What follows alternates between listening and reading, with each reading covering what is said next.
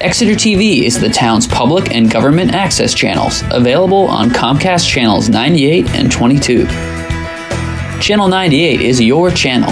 If you have an idea for a program, want to host your own talk show, or submit a film, we're here to get your content on television. On Channel 22, we bring you live and replay coverage of government meetings and other town updates. A third channel, Blue Hawk Media, is operated by SAU 16 and can be found on Channel 13 with all your school great. sports. We'll get into events. introductions. I'm Bob Kelly, the chair of the BRC and the chair of the Water and Sewer and DPW General Committee. Work our way around the room. I'm Laura Zagopoulos. I work in the finance department as the accountant.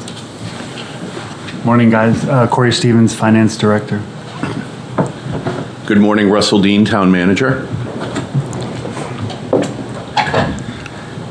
Do we catch the guys in the back or no? I don't think they're mic'd up. Okay. I'll introduce them. Andrew Elliott, I'm on the DPW General Subcommittee. Anthony Zwan, 7 Marlborough Street. Brought yourself. I'm on the Water and Sewer Subcommittee. How you doing? Judy Rowan, Chair, Police Fire Subcommittee, and I wanted to personally thank Emma for the opportunity to see Exeter at this rare hour of the day. Good morning. Negate that, thank you. You're not a morning person. Good morning. I'm Chris Newport. It's my first year in the committee, so a lot of learning. I'm observing the Water and Sewer Subcommittee as well. Ed. Oh, gotcha. Good morning, Eduardo or Ed Contreras. I live in Exeter, first year on the Budget Committee. I do have a master's in public administration focused on budgeting, so this is a great opportunity to go deep into the town level. I'm used to working as a contractor with kind of like a federal government focus, so I'm here to learn about how the process is done and to participate and help out any way I can. It's been an honor, obviously, meeting all of you and the diligence that I see, especially from Anna and our leader here. All of you are great, and so look forward to it. I'm Anna Grazier, Chair of the General Government Subcommittee. Thank you.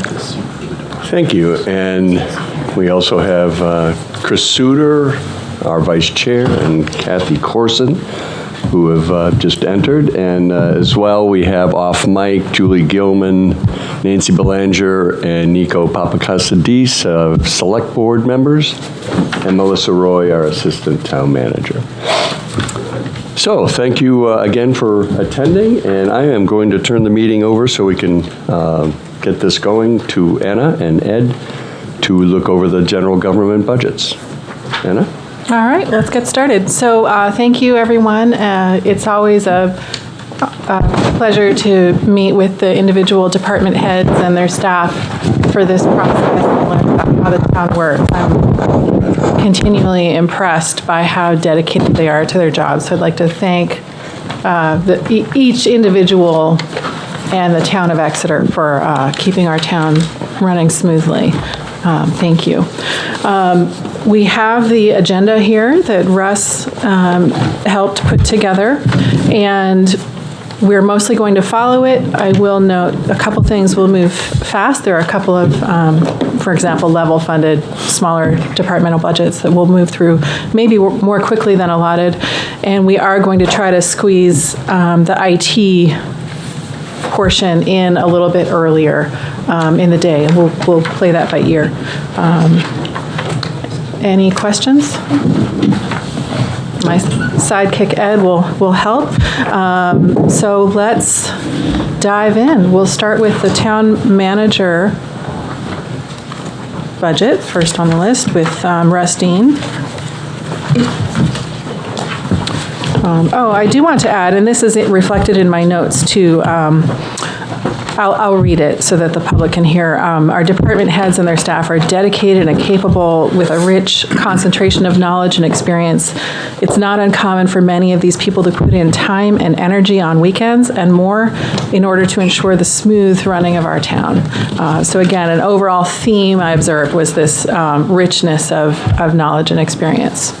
Another theme that I think we'll hear in other budget meetings is the topic of employee recruitment and retention and hiring. We do have some vacancies across multiple departments, not just in general government.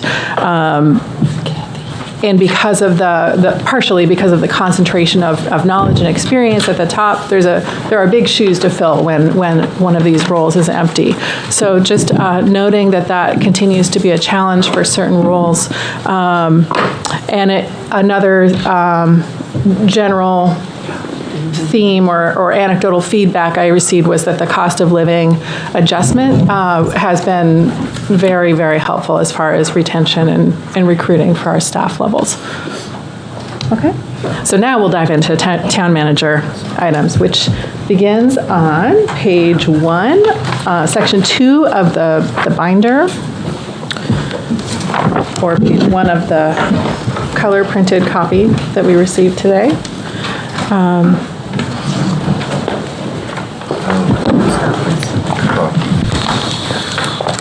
We'll start with select board. No major changes. There's a slight adjustment to special expenses, which the select board uses throughout the year to recognize employees and staff and volunteers. There's a slight decrease in insurance. And otherwise, everything is level funded, proposed. So I won't go through each individual line unless folks have questions or comments. Just to reiterate, no major changes this year as far as you're saying, and effectively we don't anticipate any major budget increases. There's no massive, cost-saving opportunity that you felt like we wanted to discuss. It's more business as usual, nothing, we're doing a great job and managing our budget well there is more or less the message, right? Mm-hmm. Any changes to the insurance items? What would be the new bottom line for select board total? It should be the same, $20,968. Excellent, thank you. Do I hear a motion for that amount? Oh, thank you.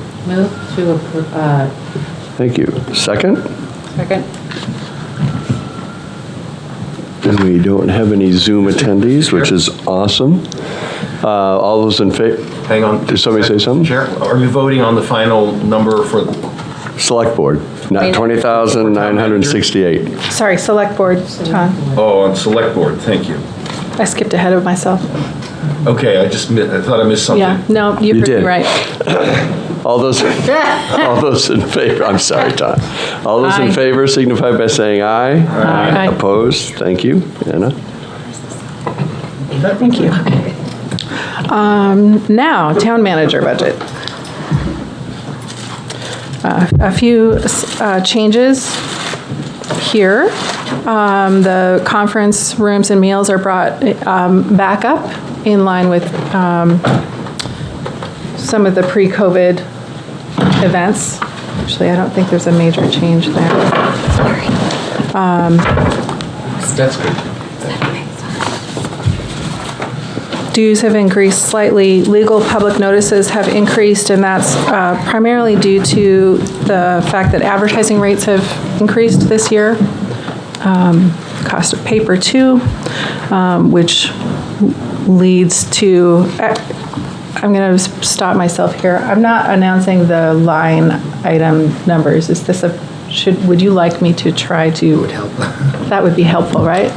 Ed, can I ask you to help me track the So since you're line numbers on the line budget? numbers, this column is the most useful. I've got this. So it'd be the Yeah. object, the object number.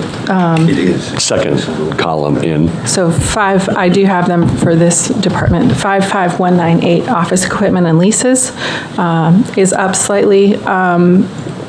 This is I believe, Russ, this is due to the cost of the contract increasing? Yes. Is that correct? Yeah. Right. Inflationary increase. Right. Smaller than some of the other inflationary increases in the budget, luckily. The lines I referred to previously, 55050, conference rooms and meals, increased by $1,000. 55088, dues have increased slightly. 55171 is the legal and public notices line. And that is where we have seen an increase of $400 due to increasing advertising rates. 55291, subscription costs have also increased, and we've raised that commensurately. Any additional comments, Russ or Ed? Nothing from me unless there are questions from the committee. Ton? Thank you, Mr. Chair. Russ, I know it is what it is, but can you just, because I'm a physician and I also pay dues to ridiculous things that I grouse about, can you just enlighten me about the $16,700 and the various dues and what we get from that and how much, what's going on there? Sure. So the lion's share of those dues are for NHMA, New Hampshire Municipal Association. That's the town-wide subscription. And what we get out of that is representation, mainly on a legislative level. The NHMA staff is always a resource for us locally. We can call them if we have questions about even legal matters or any kind of legislative matters or operation matters. So that's what the NHMA dues represent. And then the ICMA is the International City Managers Association. That's part of my employment contract with the town. It is a great organization. It's sort of the flagship organization nationwide for city and town managers. So I belong to that. And again, there are a number of resources that go along with that.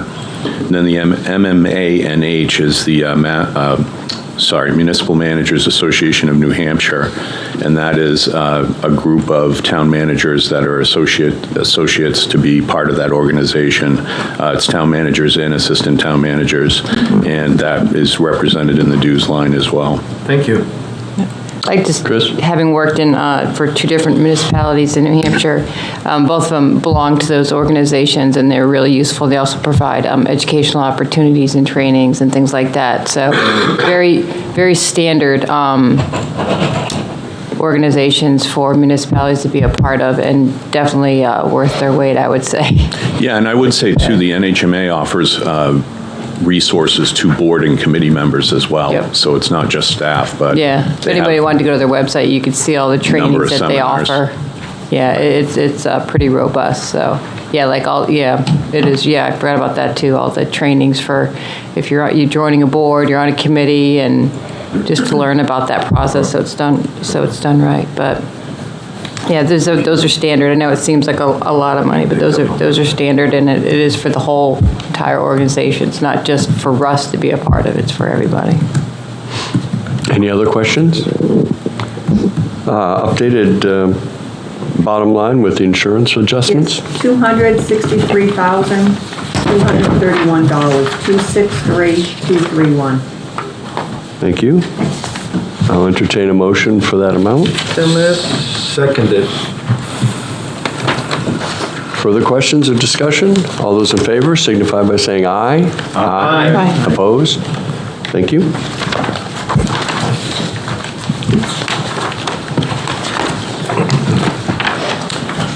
All right. So next up, we have tax collection, which is on page 7 of the binder. It is on page 6 of the handout if you picked up the budget printout here in paper this morning. The postage rates have increased. I'm skipping past the salary and benefits for a moment. The postage rates have increased due to the increased cost of mailing, the delinquent notices, liens, deeds, and tax bills. That is line number 55224. And now the other update is that that this position is open. We do have some candidates in the stages of selection, so it's looking positive. We should have news soon on that, but for now, the salary or the benefits and insurance are in the budget as the high numbers, pending whoever we hire. If that makes sense. Can I ask a question? Kathy? How long has that position been open? A month? Yeah, I think that's about right, about a month. I think the last day was September 23rd. Yeah. So, and for those who don't know, our Deputy Collector, Rachel Lochner, did a great job for us, lives in Rochester, and the job in Rochester became open, and so it was a perfect fit for her to be closer to home and be able to commute, so that left us with an opening. But we're optimistic we'll be able to fill it. We've got some good candidates, and we'll be interviewing next week for that. Thank you. Okay. Any other questions? So, after you? No, go ahead. Okay, so I just wanted to understand, when there's turnover, basically, we would stop, paying the individual from, whatever fund we're talking about for salaries and benefits, or does any of that continue? Because I want to make sure I understand, person may reach retirement age, at that point, they may collect, pension or whatever. I just wanted to understand at a high level how that works. Sure. So if somebody leaves our employ, we don't pay them any additional money other than vacation leave that they've accrued and personal leave. So those would be the two things. For retirees, it's a little bit different. The retirement system pays their pension, so that's not something that's charged to the town. But if they've worked for us for 20 years, they qualify for sick leave buyback, which is half of their accrued sick leave. So it's up to 60 days. Tom? Yes. Yeah. Sorry to ask this question, but I just need to get caught up on the staffing of HR. And maybe we can go back a couple of years, Russ. We used to have a longtime HR person who retired, who was part-time, was she not? No, she was full-time. Oh, she was full-time. Yeah. So that longtime HR person was the director and was a department of one. Yes. Correct? For a while, until we added a part-time. We're in tax collection, right? We added a part-time position to support her, and then actually that position became full-time. So we in fact had Pertaining to two Ed's people in the question about department? Yes. Full-time? Eventually, yes. We started with a part-time position to support the full-time position, and then that changed just last year to full-time. Right. So that's a relatively new development. still relatively new, yeah. Yeah. I mean, there was a long time when the department was staffed by just a single person, the department of one, was there not? Yes, and I would argue that that was too few a number to support. No, I get it, and that went, To right. support our But that was HR not so long. operation. That was not so long ago. Not so long ago, right. Right. I just, I'm good at stating the obvious out in Yeah, public, but that's. we'll move on to, when we get to HR and the agenda, we'll explore this further, because there's a lot to go over there. We're still on tax collection. Did you have any more questions, Ed, about benefits and? Just to go over, if you want to summarize the new employee, just one more time for me. The new employee will be in HR, which is a little bit later in the agenda. Thanks. Okay. Yeah, that's the next item. So any updated bottom line for tax collection? Am I mistaken? Yes, the new number is $114,508. 114,508. Thank you. Entertain a motion to approve that amount? So moved. I will second. Further questions?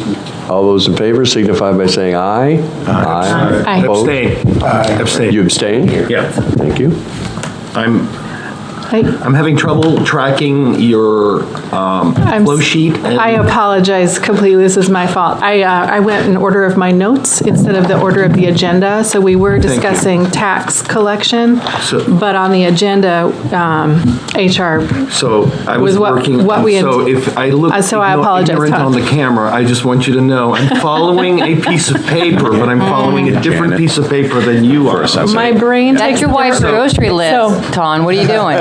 So we need to be very clear about that as a committee, Sorry about okay? that. Okay. So can we Tomatoes, enunciate, milk. this is not to be critical, but can we enunciate? We did, but Because yeah, I'm we will looking pretty make sure foolish we on do that. camera, but it's actually because I'm following a different flow sheet than you all are.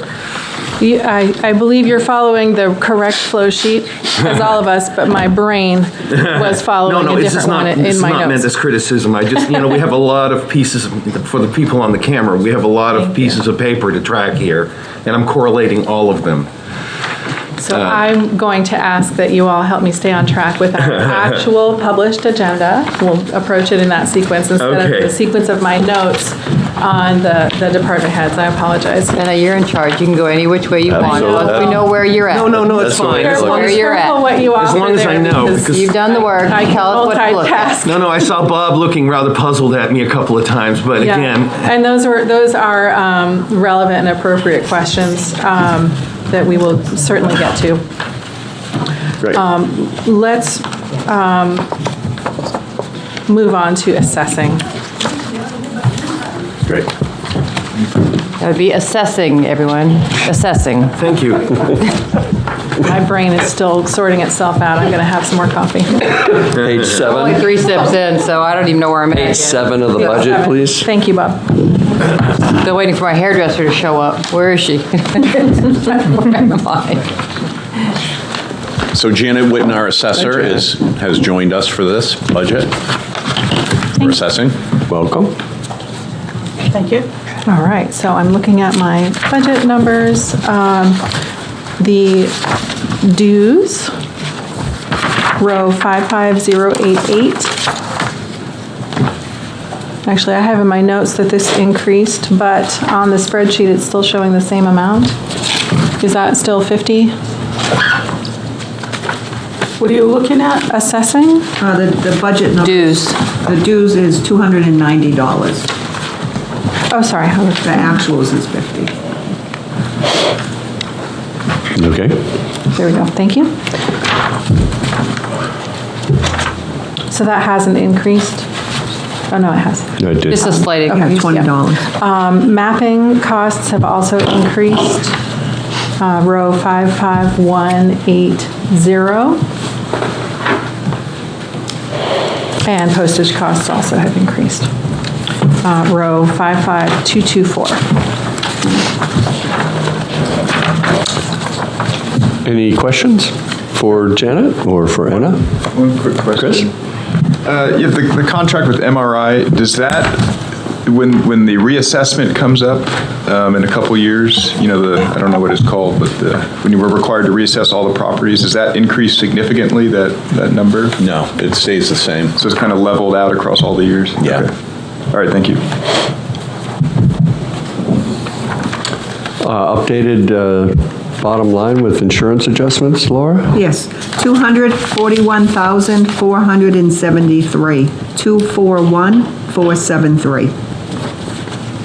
Entertain a motion to approve that amount? So moved. Second. Thank you. Further questions? All those in favor signify by saying aye. Aye. Opposed? Thank you, Janet, for your lucid insights to the assessment. Appreciate it. Great insight. So we've done town manager, tax collections, assessing, legal. Page 2 is proposed level funded, no changes. So what page are we on? Sorry, you go On page 3 of the handout. bottom of page 2 it starts. I did look back at the previous 5 years, and this 80,000 is smack in the middle of our costs over the last many years. So it seems like a good middle. Sometimes we spend it, sometimes we don't. Yep. Any questions on the legal budget? Nope. No insurance, so the number is 80,000. I'll entertain a So motion moved. for that amount. Thank you. Second. Further questions? All those in favor signify by saying aye. Aye. Opposed? Thank you. Just a quick question. If you're saying the mid figure there was 80K, just to get a ballpark figure of what a high year might look like, is it closer to like double that or closer to like 125? The highest over the last 4 years was 102,000, Oh, interesting. Yeah. and the lowest would be 70. We spent about 92 last year. Okay. Last year, we had 3 collective bargaining agreements that were up, so we used Labor Council more intensely than we would in other years.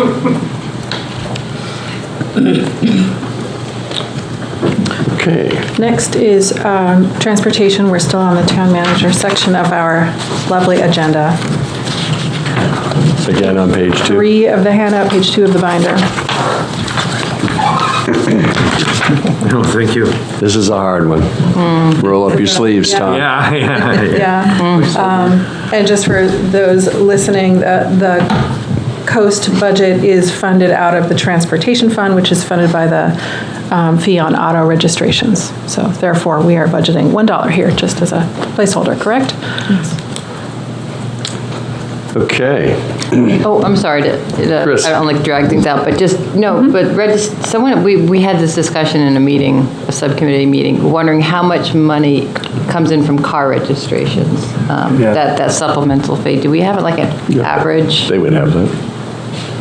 So let's just dive in.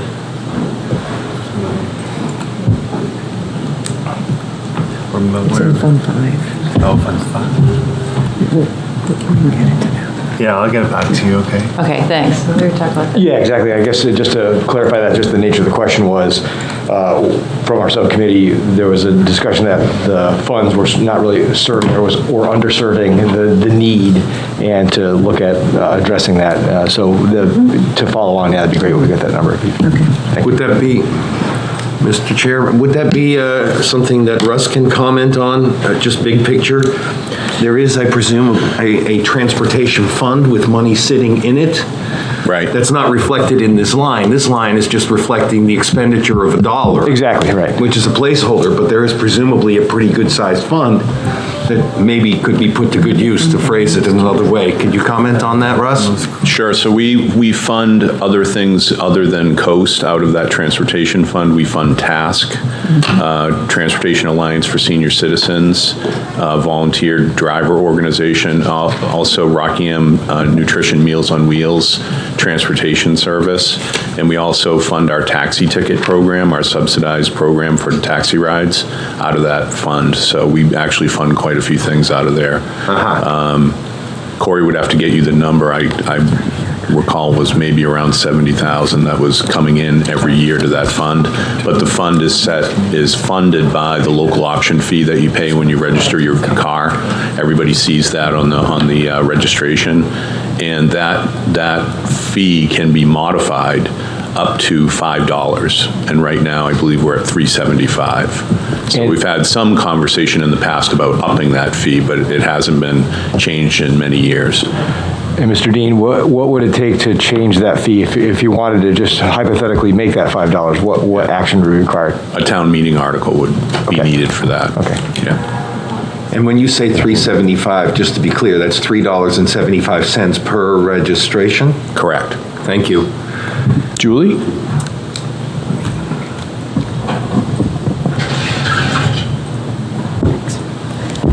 Yeah, one thing to be clear on that account number is that when we did the original warrant article, it was worded such that the money would be for transportation for the elderly and people in need. We've gathered a lot of money in that account. In in legislation, that account can go towards infrastructure improvements like sidewalks or something that will help people in need. And that's a consideration I think the select board ought to take, a discussion about whether we fund Coast or not. Because I'm personally disappointed in Coast Service, and I'm not sure that we're being well served. So that's a discussion for the board, and maybe we'll even have it this year. Yeah, that's okay. Ed, did you have a question? Yeah, as far as the rationale for putting in $1 versus $100, I think I understand Tom's question, but it really adds to the flavor of the discussion that we understand, like, there's no additional services we're providing to Coast. In other words, we're not hiring another individual, we're not adding a route. We're basically conducting the service as it was in the past.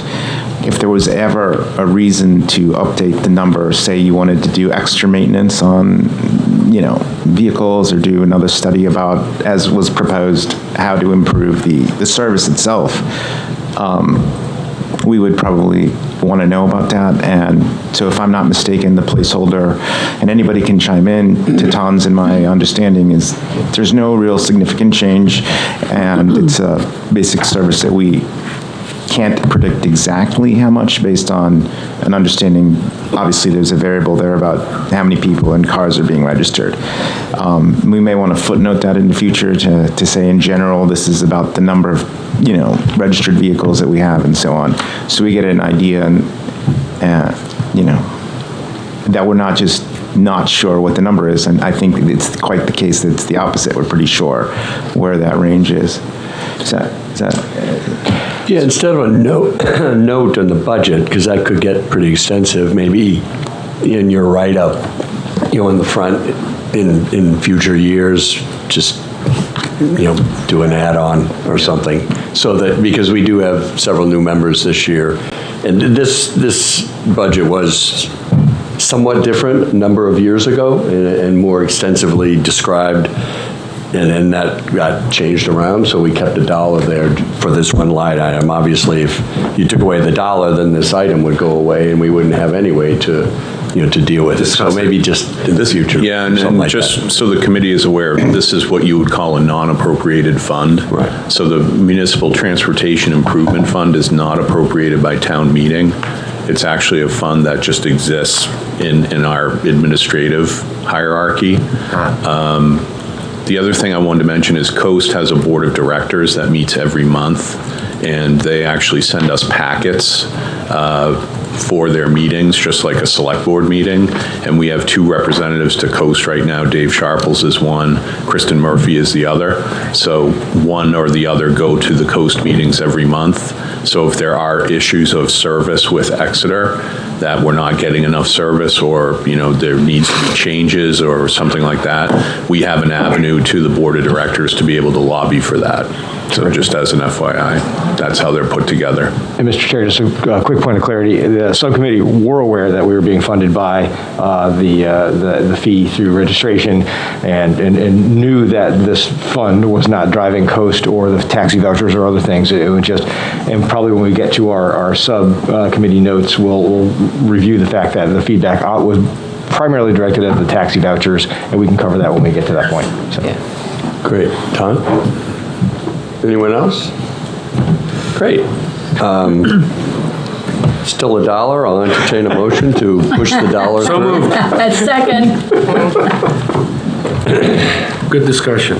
Thank you. Yes. All those in favor signify by saying aye. Aye. Opposed? Thank you.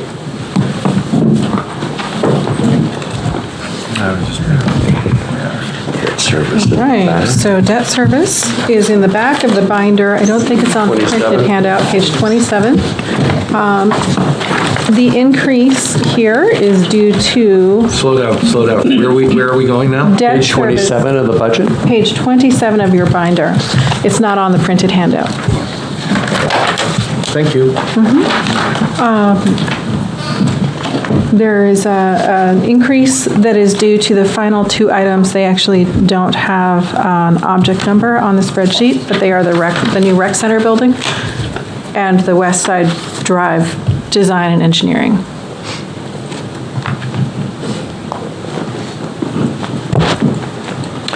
Is the reason why there's no object numbers because those haven't started yet? That's correct. Thank you. That's okay. Is this a good time then for someone to elaborate about rec center building, or was there a better time for that? Elaborate? Not yet. Like, what do you mean elaborate? Parks and Rec. Are we talking November 9th. Are we talking about the building on Hampton Road? Yeah. I will elaborate on November 9th. Thank you. Sounds good to me. Russ, forgive me, I had it in my notes, but it didn't get transferred. Could you please remind me where we are with the final payments on some of these other lines? I think you told me a couple things are at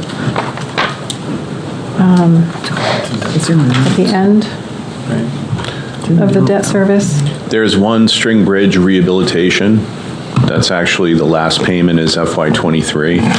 Then that will drop off. And then there are three issues that are dropping off in FY '25. So they're a couple of years down the road, but that's Great Dam removal, the Recreation Park design and engineering, and the Salem Street Utilities design and engineering. Thank you. Questions, comments? Yeah, question here. We see two lines for Recreation Center. I think, I may have misread it. So Recreation Center building, and we got the West Side Drive Design and Engineering, which we covered, and then one line under there says the debt service, but I feel like I'm seeing Rec Center mentioned. Yeah, there's Rec Park Development. Okay. That was that Planet Oh, are you looking at the- From before? You're looking yeah, at there and there. The org numbers. One, part of one row, set of rows ends in 2 1s, and the other ends in 2 2. And that corresponds to different years, or? So no, they break it between principal and interest payments. So it's one Thank you. payment, but we break 2-1 is down between. principal and 2-2 is interest.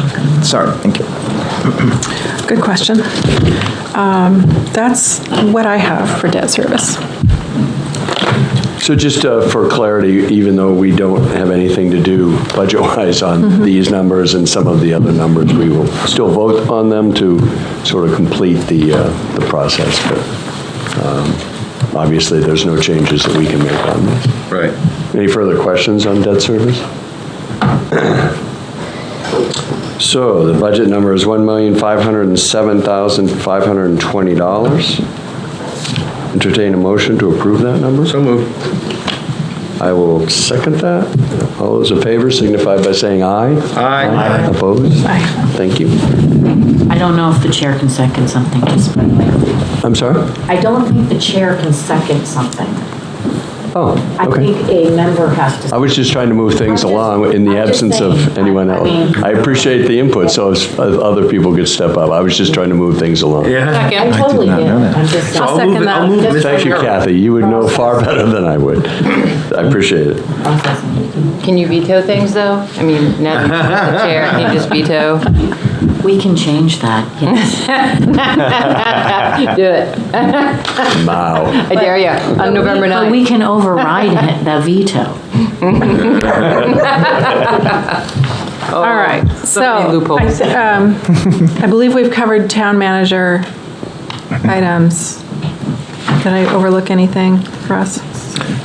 I don't know if you want to do the health insurance reserve, the payroll taxes and benefits, but maybe we do that at another time. If it's not on the list. Sometimes those are cleanup items, but Yeah.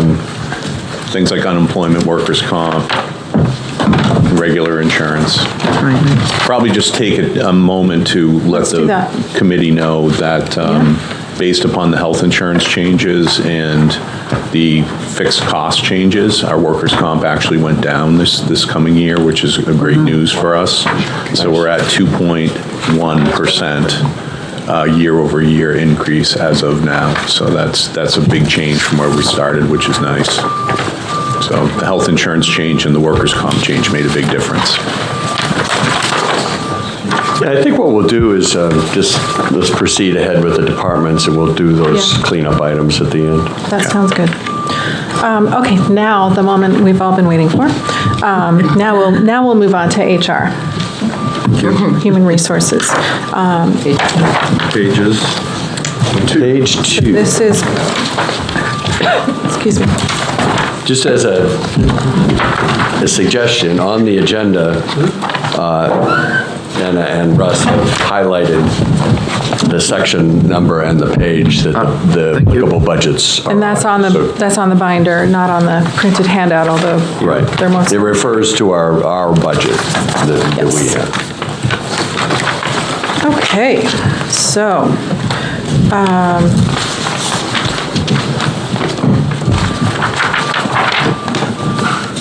So Melissa Roy, our Assistant Town Manager, is also our HR Director. She's with us. Thank you for joining. thank you, Melissa. So we have a few things to cover. I'm going to go over the main budget lines, and then we'll go into discussing a proposed new part-time position, an addition of 20 hours per week. But we'll have a lot of discussion on that, so I'd rather move into the budget lines first.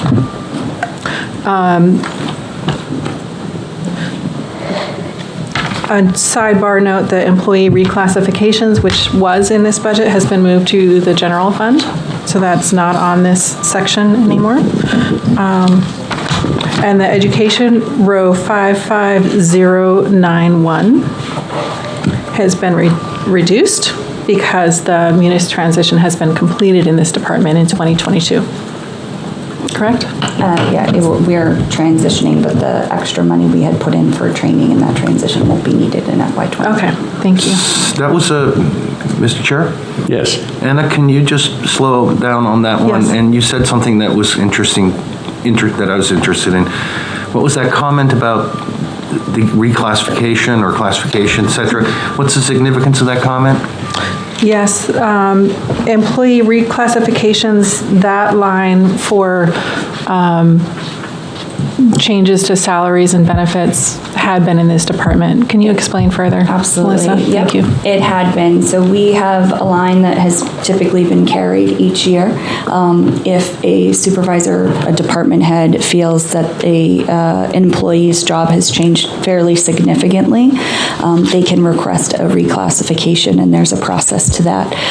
What we do is it's a small amount of money that if they go through the process and it's approved by the town manager and the select board, then that money will get added to that individual department's budget.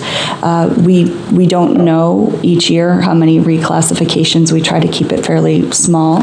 However, the select board just approved about a month ago using ARPA money a reclassification study for all non-union employees and the SEIU, which is our DPW union.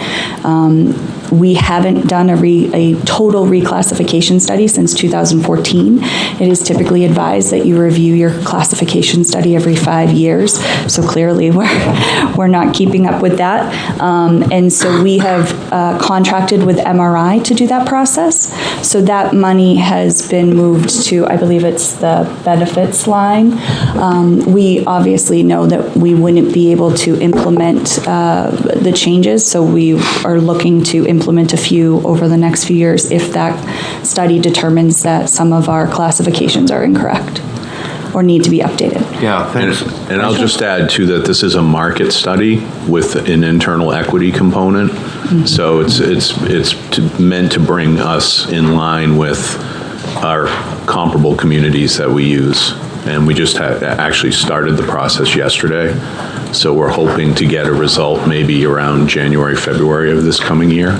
That was going to be my question, actually, is given the market situation right now, what was the timing? So that's great. Yeah. Okay. Yeah. So thank you for clarifying that part of it. And I know it's an important topic right now. So, so you don't need, I'm convinced, let's put it that way. But from a purely sort of budget line item point of view, just enlighten me again. Was there a line item before, and is it where was it before and where is it now? What's changed there, just purely from what I'm looking at on my spreadsheet here? Yep, so it used to be in the HR budget as a placeholder. It was, last year, it was $15,000. It has been changed to $40,000 for this year. Okay.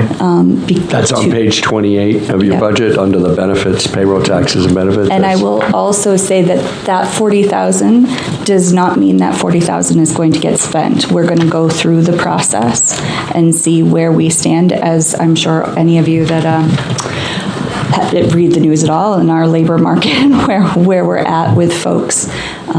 It's just been really challenging.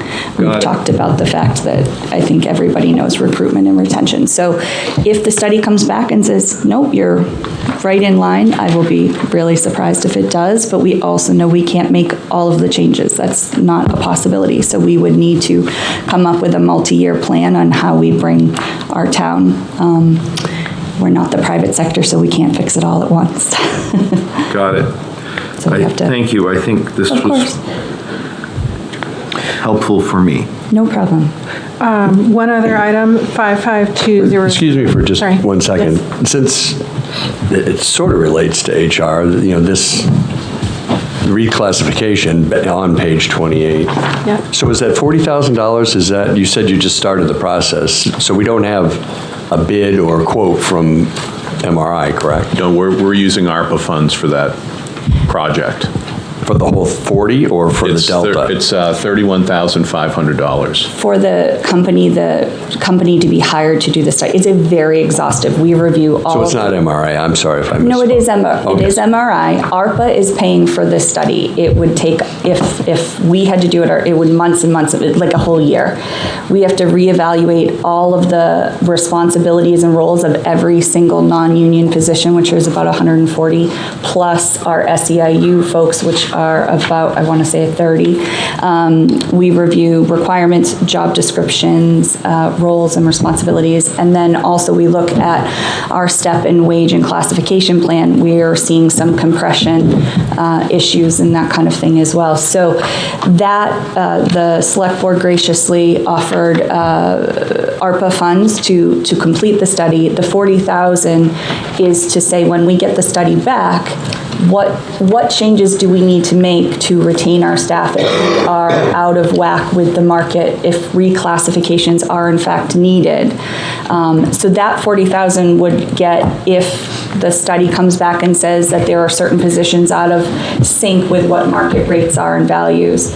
A little bit would go to one department, it would get divvied out amongst the departments to try to correct. One of the issues, as we all know, is retention and how do we keep employees. We have really great employees here, but we're losing them and we're trying desperately to hire. You'll hear when we get to police and fire. Police and fire had not been fully staffed until I think about a week ago. We're really struggling with SEIU. We have pretty consistently had about 7 vacancies in DPW throughout the entire year. And we're losing some of our non-union staff because the market can bear them leaving. So this is one of the ways that we're trying to use a retention tool to keep the staff that we have. It actually costs us more when we lose someone. Sorry. No, please, no. So I kind of begs your maybe answering my question. That's okay. or proposing a bigger question, and I realize the money tree is pretty bare, but it is, yeah. If $40,000 doesn't go very far at all, I mean, and given the size of our employee base, I mean, it's a silly amount almost. You're correct, but we're also trying to recognize that we're in a very budget difficult year. We just did 3 contracts.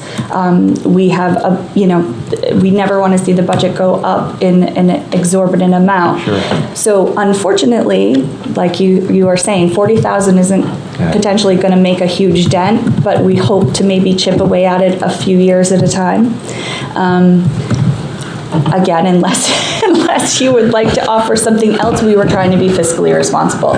Start with the study, see how far off we are. Sure. Can some of that $40,000? So what I was about to say is that it actually costs us less to do this than to lose staff, retrain them, rehire, and the people that are coming in are wanting to be hired at higher rates because the job market is so challenging right now. So this is our way of trying to adjust where we're at. Right, so to come back to address fiscal responsibility then, I mean, I hear numbers from HR like, cost of acquisitions 3 times more than retention. So isn't it more fiscally responsible to, I know we have to, but this is all about choice making, but if one of our most important resources is our people, and we've invested in them over years and we're trying to keep them, it just seems to me, I'd be very interested in looking around for funding or budget places to cut elsewhere to invest in our people.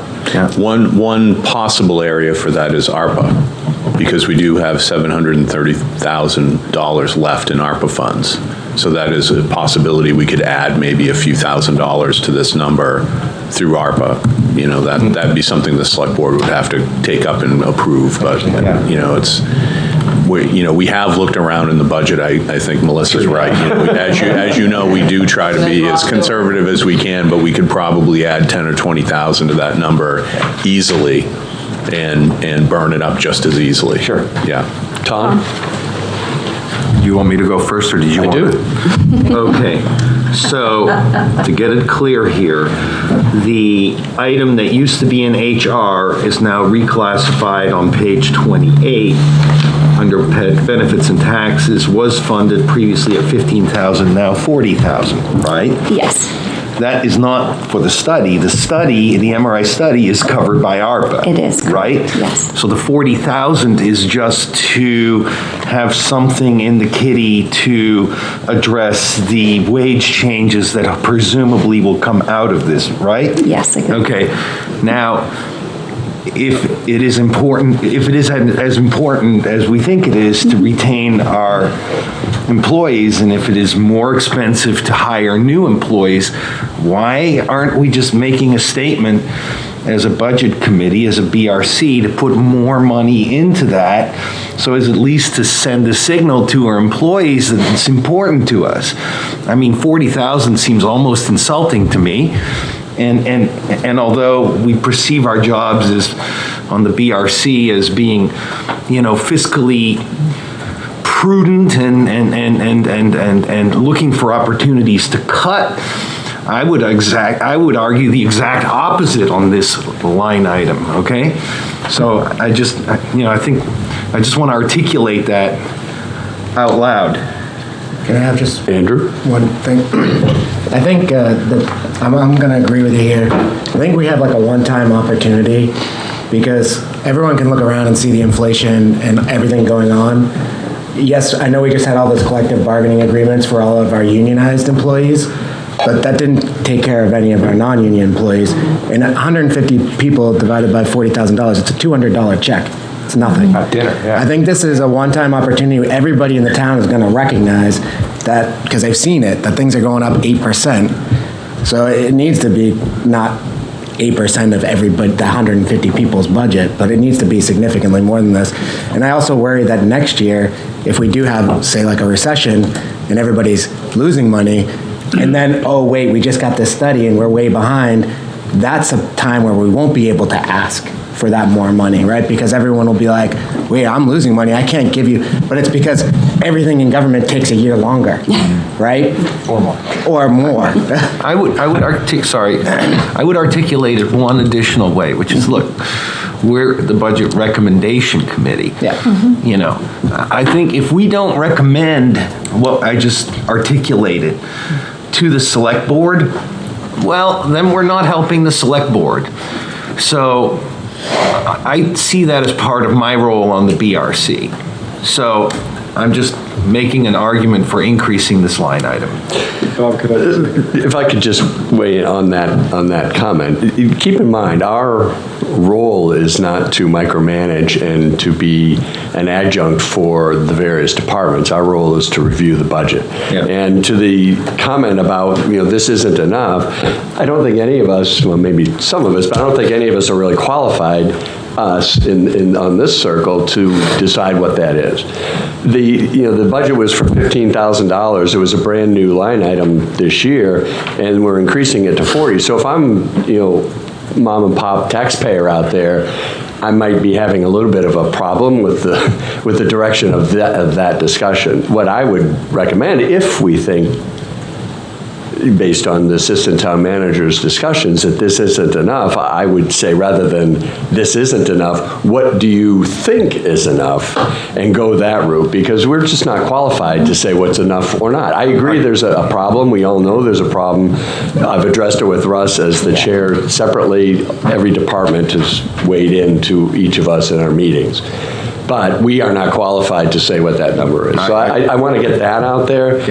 Because again, we were elected by the taxpayers to act on their behalf. So we have to understand that we are in a middle zone here. We work with the departments, but we're also working on behalf of the taxpayers. So we should keep that in mind. I want to respond to that, but I'm not in turn. I want to wait my turn. I have a question, HR question that's not on this topic. If now is a good time to switch. Well, why don't we, I'd like to sort of complete this, because we need to sort of address this line item, I think. Chris, why don't we let Judy go, since you had a chance to talk.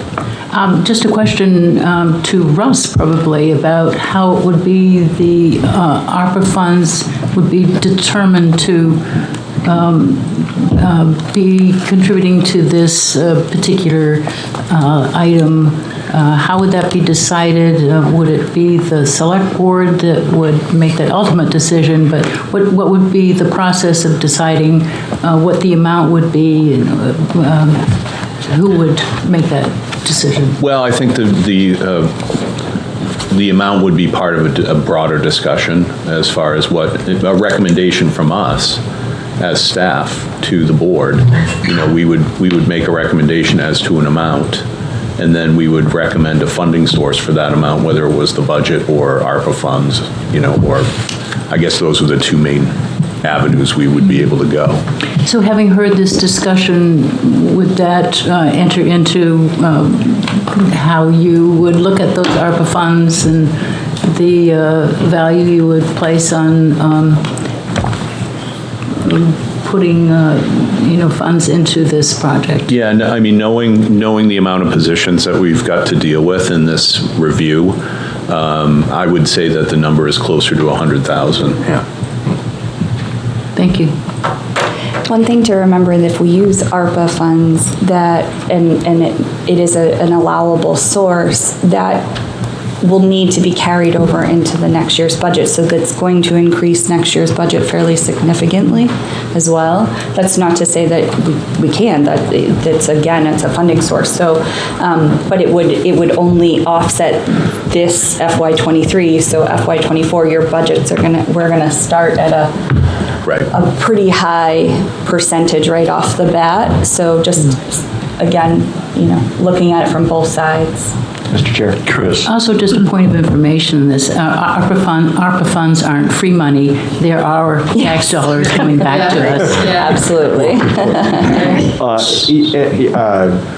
In supporting your comment about the role of the Budget Recommendation Committee and the representation of taxpayers, I just would want to come back and underscore what Andrew and Anthony and Ton had to say, that it comes back to the fiscal responsibility and looking out for our taxpayers. If we do know, and everybody here has worked in a company or position, and as do many of our taxpayers, that if the acquisition of new employees is so much more expensive, which we know it to be historically true, and is probably more so now in this marketplace, then I do believe it is acting in the best interest of our taxpayers, protecting their investment, their tax dollars that they're investing in our town, in our community, to make sure that we're at least making these recommendations. You're right, we're not HR qualified to come up with a number, absolutely, but I do think that it is. That was my only point. Yeah. We're not qualified to come up with a number. Precisely, so agreed, okay. And just to be clear on the ARPA funds, they could be structured as a revenue offset for multiple years,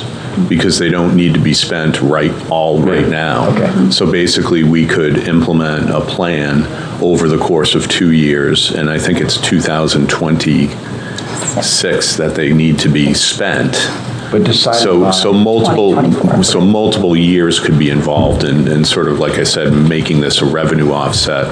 And the advantage you have there is that you can bake it into the budget over time.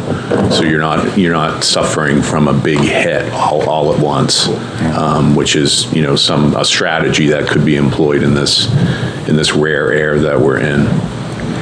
Yes, thank you, Mr. Chair. Yeah, sorry to take up so much time on this line item, but I think it was a really great discussion. Yeah. And I agree with you. I think people understand my sentiment, and I think I sense a lot of agreement about that. But your point, Bob, is well taken about us not being qualified to just pluck a number out of the sky and say, oh, we'll make it 100. So we're not going to do that today, obviously. But as a BRC, my suggestion would be to come up with some kind of a note on the right-hand column, at the very least, and clearly we're on record here with the camera, that the sentiment seems to be in favor of supporting our employees. So, I'd even be inclined to make a motion to that effect, but I don't want to be too super formal about it, but I'll defer to the chair on that. My recommendation would be this, because there are a few different ways to fund this, ARPA being one, fund balance potentially being another. We have 3 members of the select board here, town manager and assistant town manager. Yeah. So I think they've heard, our concerns, qualifications, or not. So I would say, again, this is a line item that did not exist last year. It's now $40,000. I think the select board and the town manager and the assistant town manager as the HR director will figure out an appropriate course and the funding. I think our position as the BRC would be, this is a pretty significant increase. As important as it is, it's important to buy a new fire truck too. Yeah. We still have to see what the impacts are on the taxpayer. So again, we are in that middle ground where we're recommending to the select board. We're also working on behalf of the taxpayer. So I would say that if there's a different number, then at some point the select board I would recommend that we approve the 40,000 and let the select board take our discussions into account if they want to change it, if the town manager feels there's alternate funding sources. That would be my suggestion. Kathy? So we could make a motion to that effect. I think that then clearly sends a sign to, not just the number, but that and don't ask me to do it. I think Chris is qualified. There's so many, Chris. Mr. Newport would let you. Let me know when you're ready, when we're on the other HR topics. I have a different question. But I'd love to change it.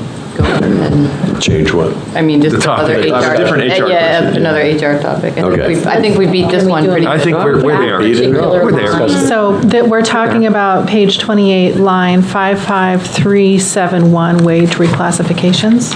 I'll make a motion that we express our support for this increase, which we are also noting is an incremental increase, and we're likely to see that increase further. We're going to encourage the select board and town manager and HR to collaborate on creating what may be a multi-year, we don't know, we can't define that as the budget committee, but an approach to raising that to what is needed.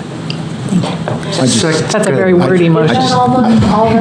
Second. I'll work with you, Joanne, on that. I just want to support that, and I just kind of want to reiterate in layman's terms what I think it boils down to: understanding, if possible, the rationale employed by the select board to come up with a number so that we can track it in a way that it makes sense. It's not a number you pulled out of the air. It wasn't a number that was pulled out.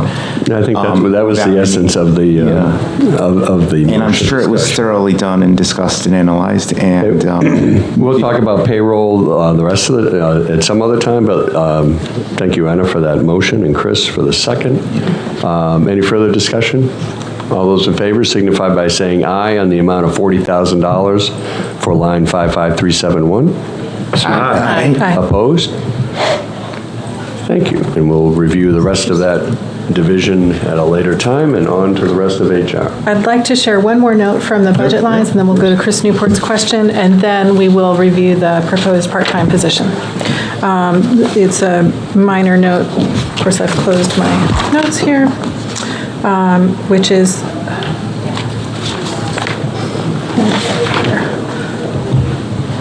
I just wanted to note on office supplies 55200 that this department is working to reduce the amount of paper used. Paper costs have increased, and they're moving to doing more online storage. I just want to commend you for that. It's a small drop in the bucket budgetarily, but I think it's a good move for the way we communicate. Is your question, Chris, about one of the line items, or is it about the part-time?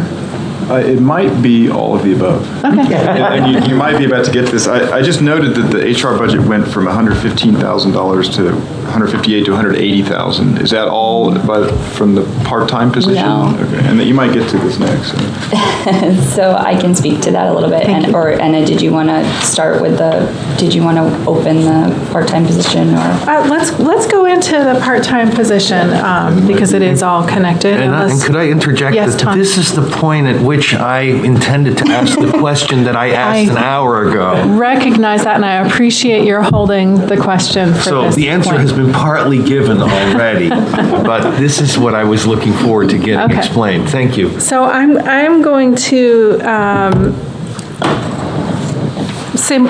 oversimplify what the HR department does for the sake of introducing this topic. My understanding is there are kind of 4 primary sections that this department works on. One is purely administrative, making sure that we're in compliance with state, local, and federal policies with regards to maintaining the employee records. One is employee and staff development, for instance, mid-level supervisor trainings, employee conflict resolution training, interview and review support. One is addressing more complex issues on an individual basis. And finally, there is the other issue which we've talked about in previous years, which is the ancient archives in the basement, which need to be cataloged and organized and brought up to appropriate filing and organization methods. Did I get that kind of broad 4 categories of your realm? Thank you. and benefits administration. And benefits administration, right, which I'm sort of lumping into the administrative tasks, which is a big pool. Big lump. It's a big lump, yes. Thank you. So what we're seeing in this department is a lot of the HR director's time is consumed by what I'm calling the administrative tasks, which kind of reduces the significance. It's actually very important work, maintaining the records, making sure people are paid appropriately, and that we are in compliance.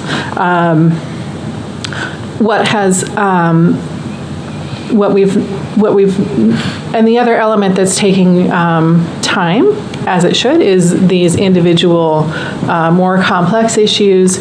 And then what is shortchanged as far as time and resources is the staff and employee development, supervisor trainings, as well as the basement work, the old archives, which we can, starting with the archives, we have a room full of old employee records, which are over the years, not recent, but over many years, have been accumulated and put in boxes, literally, and put in this secure room. But they're not organized by year or sometimes by name, so it's really difficult to go in and look something up if there's a records request or anything else is needed. That's an ongoing project that Melissa and her staff are working on when there's time. But it's going to be we don't have a significant amount of resources to dedicate to that.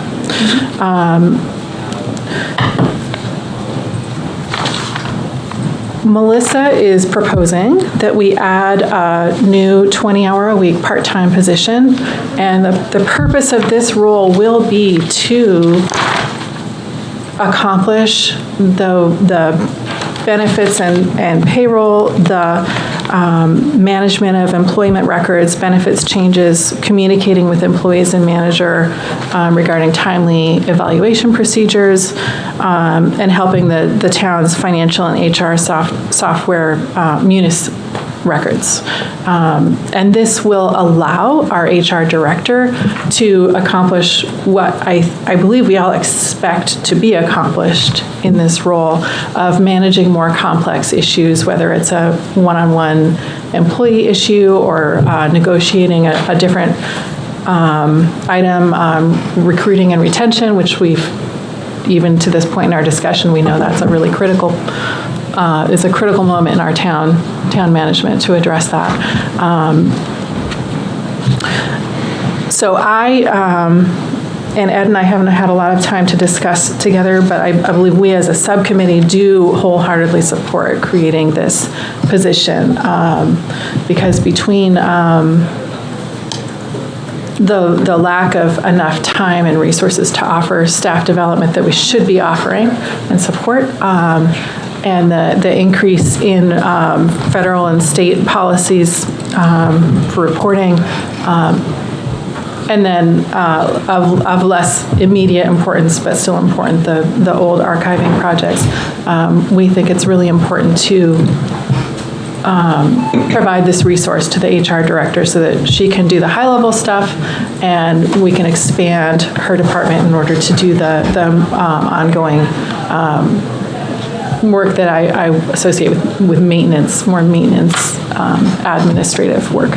Is that a high-level description of it is, and I can answer a little bit more about Chris's question and it's sort of where are we coming from and how did we get there. And so our former HR director had been here, I think, for 13 years, and she was lovely. And she had been asking for many, many years for more support in the office.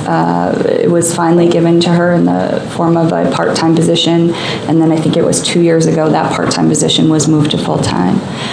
When she retired, it was decided that the HR director position would actually wear two hats as assistant town manager and the HR director.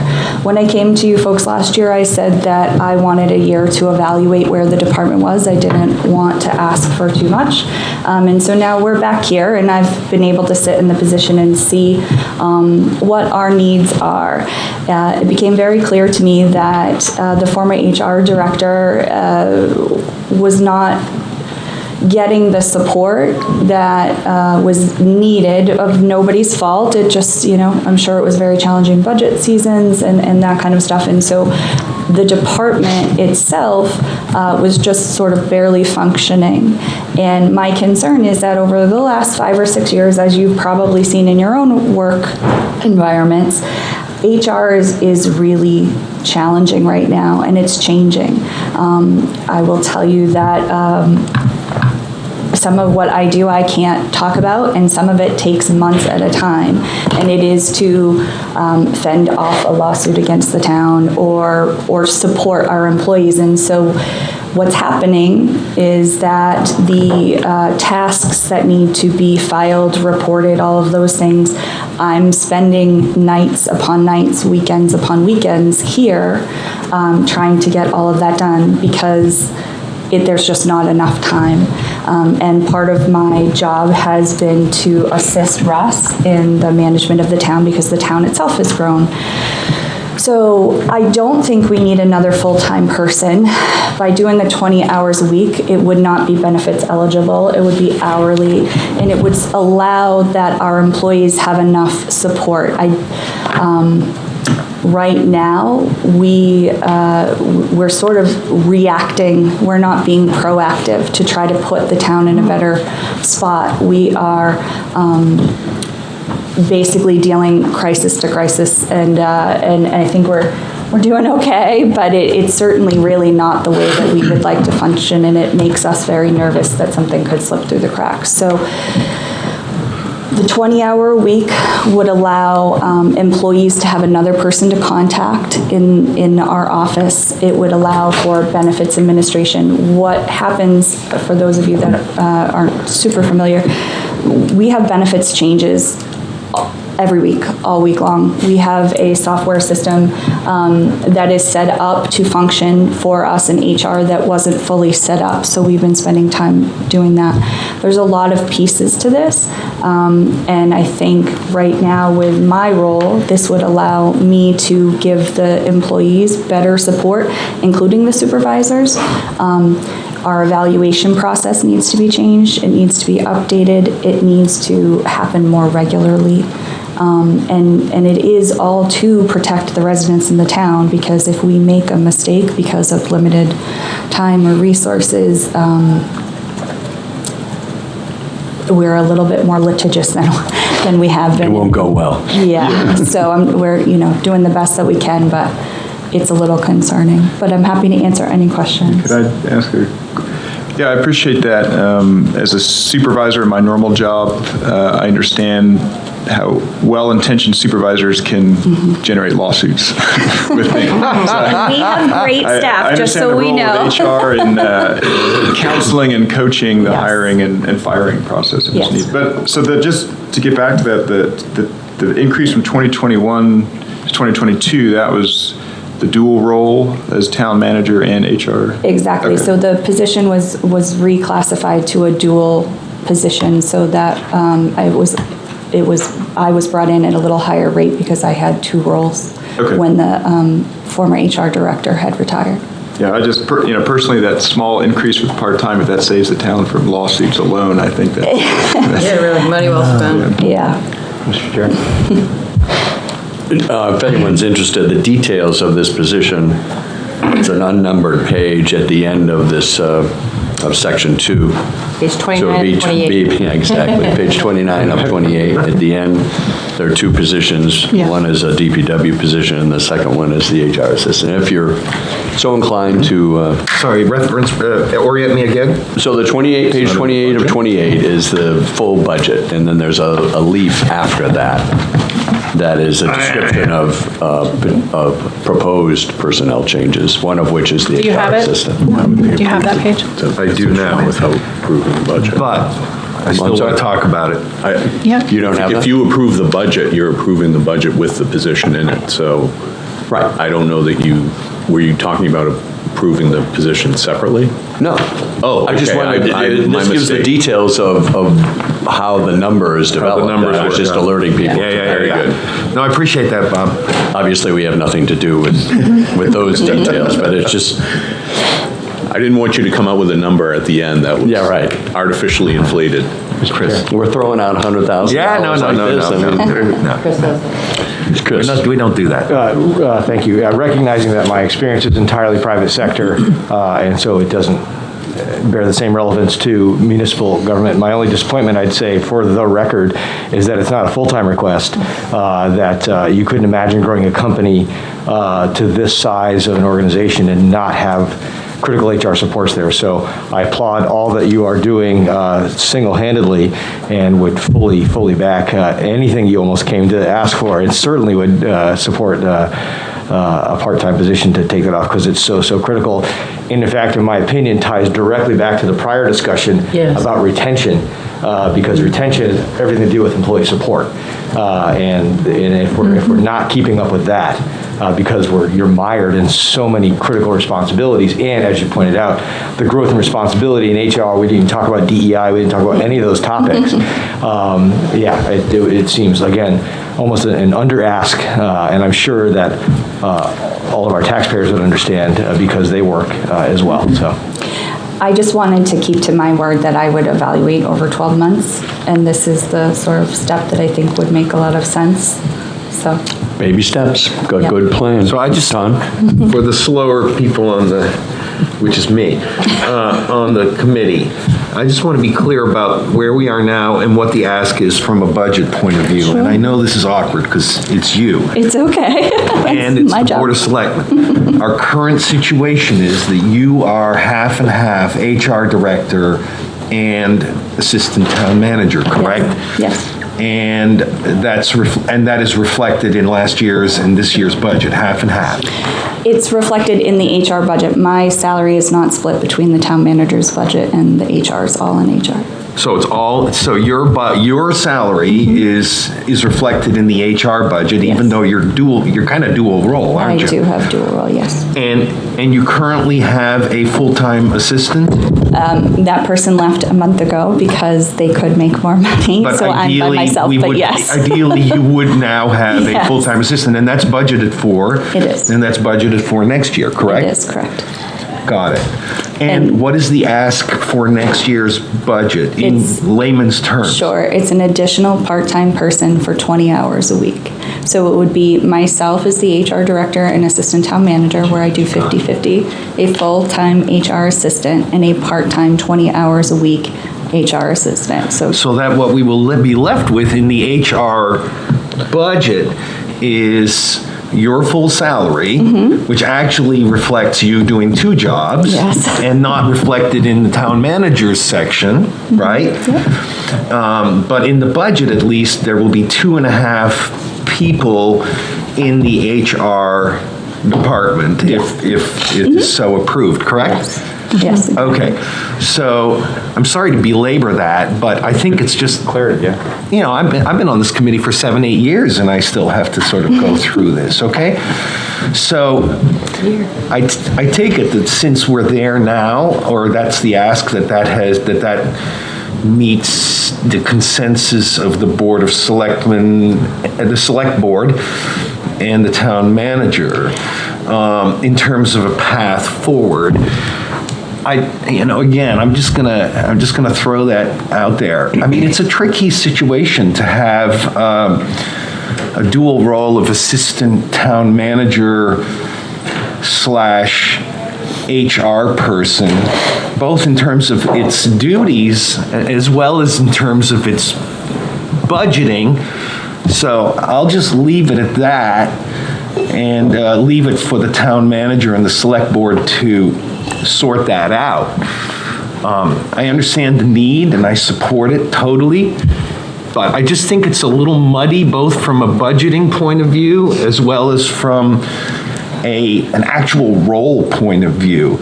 To speak to the earlier issue of the great legal risk relative to the role of an HR, I see an inherent tension between being assistant town manager and HR.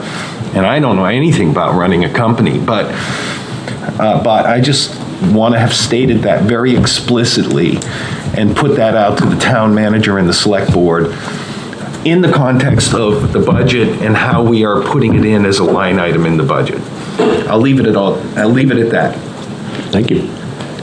I'll keep my comments brief, but I'll say that I actually was in this position many, many years ago when I worked for another community. It's not an uncommon situation to have one of your department heads also function as assistant town manager. Sometimes it's finance that gets that designation. Other times it's planning. In our organization right now, it's HR, and it's working very well. So I would anticipate we would continue that going forward, and just wanted to say that. I also wanted to ask of the committee to consider adding $700 to the dues portion of this budget, and that would be for ICMA dues for the assistant town manager. You heard earlier today that I'm a member of the ICMA. It's a great organization, and I know that we sort of skipped over the assistant town manager also belonging to the organization, but I think it's well worth the $700. So I would ask that you add that to the budget if you would consider that. So that line would be 55088.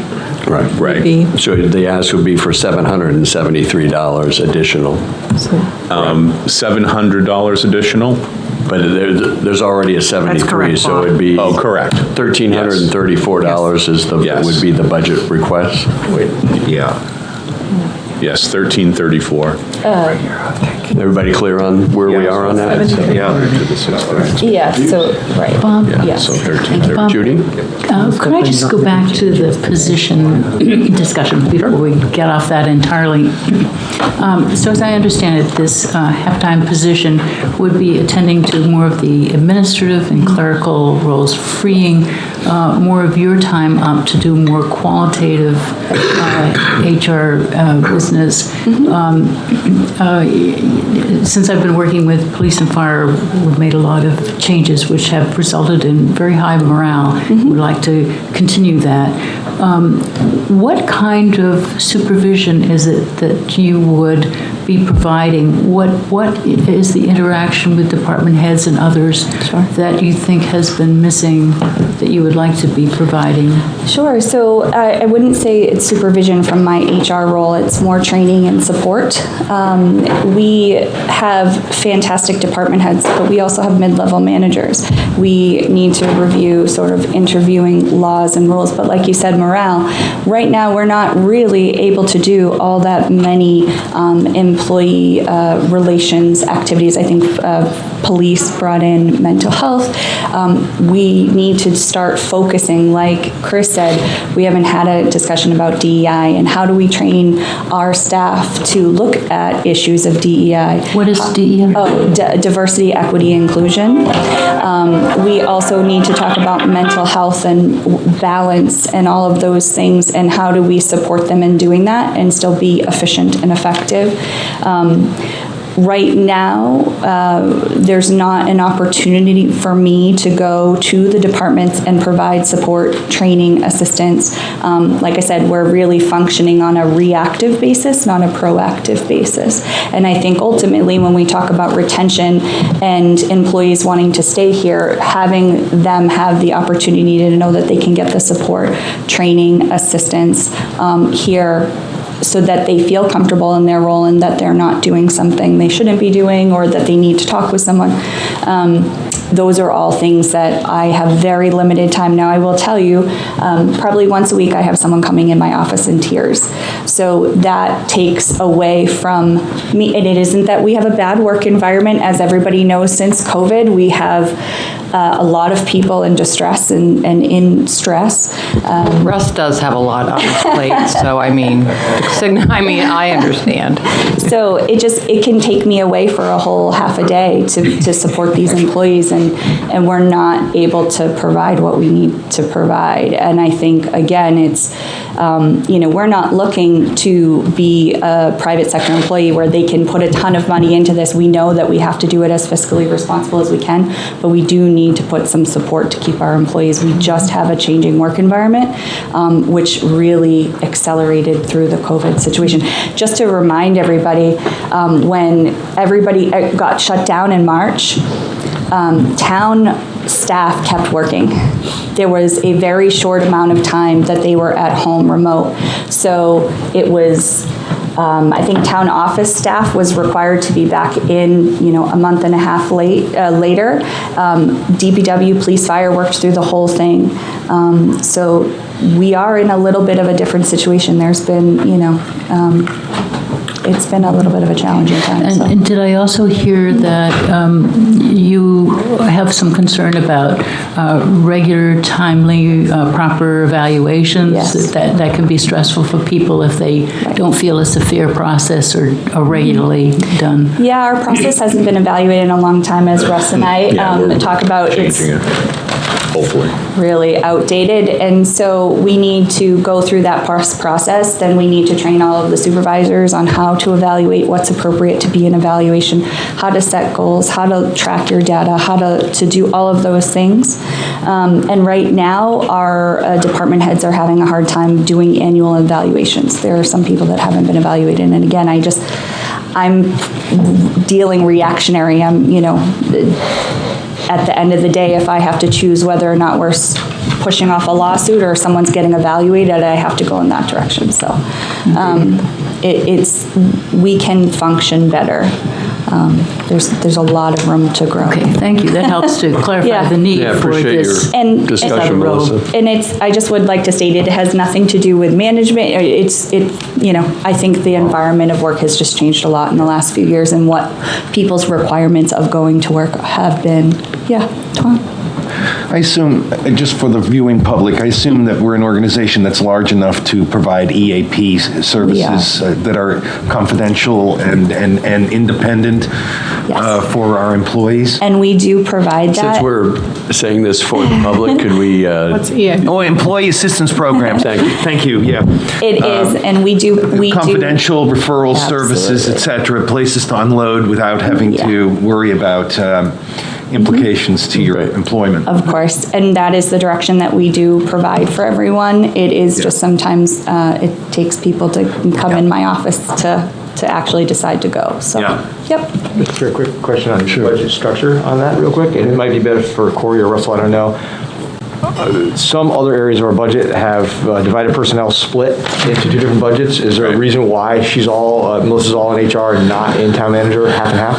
No, just, I mean, from a historical perspective that I brought to the situation, it was always sort of broken up into two different positions and two different budgets.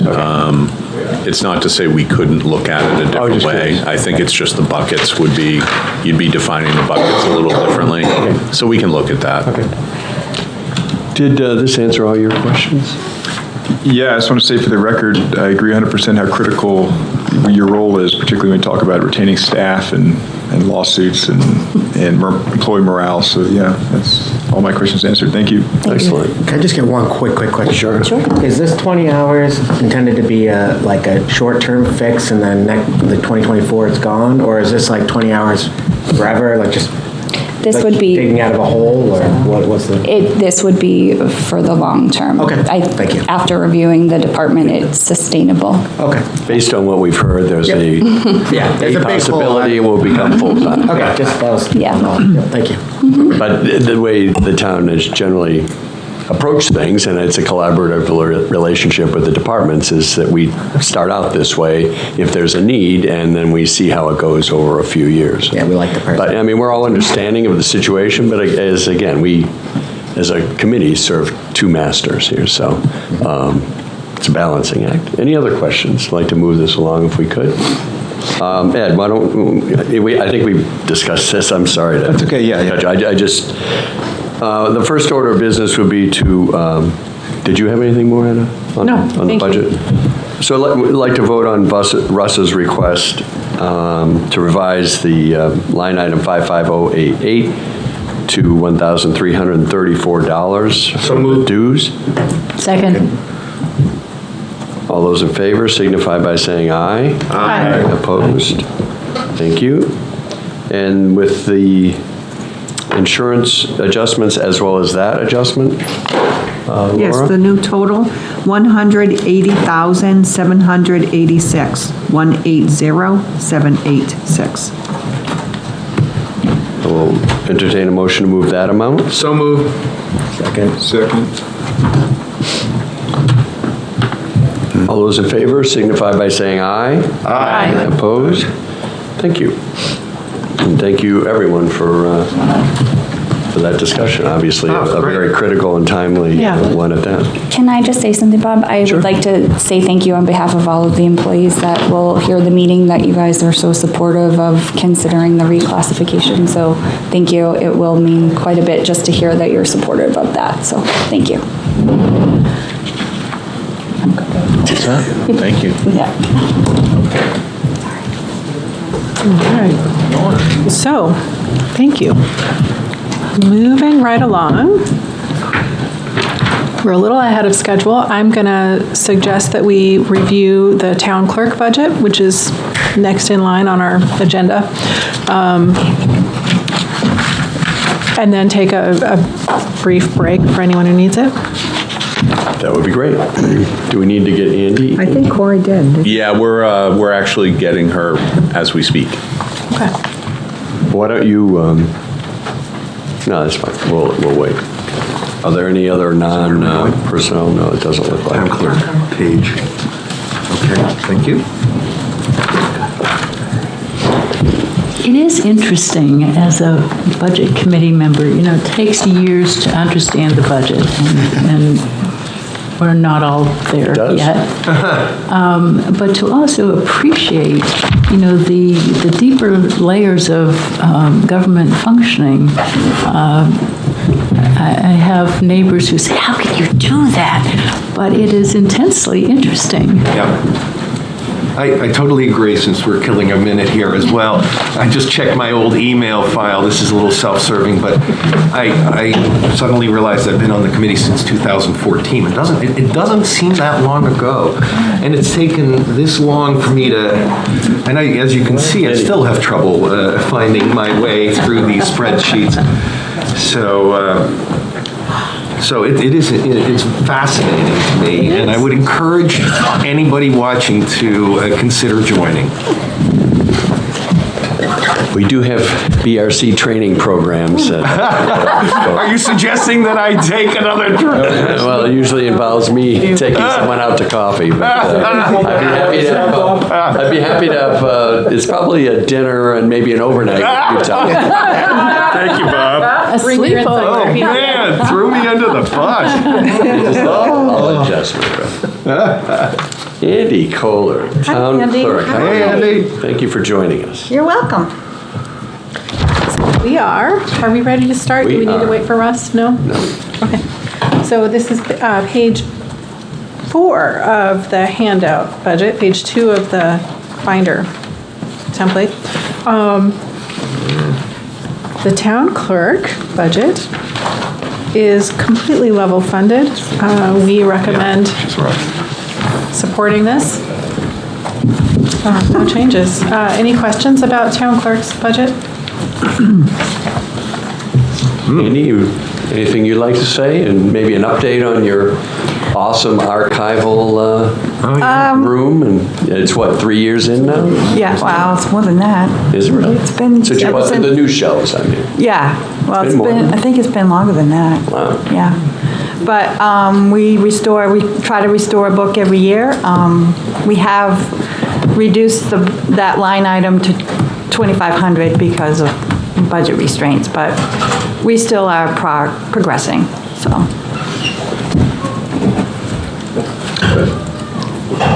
If anyone hasn't seen that storage room, it's actually really cool, so. And I invite you to come visit it anytime. So next time you register your dog or your car, if you have a few extra minutes. She gives great tours.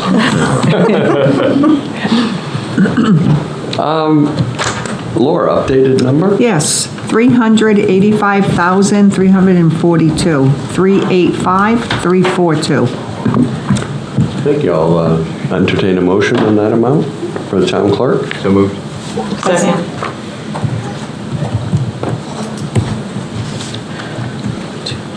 All those in favor signify by saying aye. Aye. Opposed? Thank you. You're That was easy. Back to work. Wow, that was holy cow. For elections, what about elections and? Elections. Moderator. Elections next. All right. All right, come back. Sit your butt down. Busy woman. Elections is also on page 5 of the binder. It's on page 5 of the handout. We have one mandated election, one deliberative session, and one special election. So the budget reflects this. Interesting update to me is that the town recently purchased, they're actually on order, they haven't arrived, but 10 polling pads. And they're being paid for with a transfer from this year's parks surplus. Can you explain what a polling pad is? Yeah. Yes, Andy, could you please explain, sorry. Could you please explain the Is it like a polling pad, splash how that pad? works? The polling pad is exciting news. It is not connected to the internet, so first let's get that out of the way. It's just information in the pad. It's just your information. So the ballot clerk will ask if they can scan your license. And if not, you can always manually input it. You scan the back of the license, and their name comes up with their address and their party affiliation. You ask, the process doesn't change, you still have to ask them and state their name, they state it to you, you state it back. You print out a ticket, they take that ticket over to a table, and they get their ballot, and they're gone. No lines, no waiting, no alphabet sorting, nothing. It's 5 pads, or however, 6 pads, and whoever's open can take them. Does it look like we might get these in time for the next election? Oh, yes. Good. Well, hopefully we'll have them by December. So we'll. Wait, so So not for November. Not for November. No, not for November. No, we don't want to do our first election. Yeah. So we're hoping to have it ready for the town election, because we figure that's a good way to test it. Bring people And in. we're also hoping maybe late fall next year we can do like a mock election, so people can get used to the idea of, coming in and we're thinking maybe over at the town hall, or, so they're not shocked when they come in. You'll have to serve refreshments if you want the. Yeah, I know. I had one question, Bob. Yeah, we can use it at the deliberative session, we can use it for absentee ballot processing. The checklist supervisors can use it, they can put in a new voter, that information is already put in, and then they go to the check-in, they can check in, and off they go. So I'm excited. No more table division. One question, this is a light election year. Does the budget change significantly, during like presidential election year? Okay, so it's not evenly funded across? No. Okay, so this is about as small as it gets? Yeah. Okay.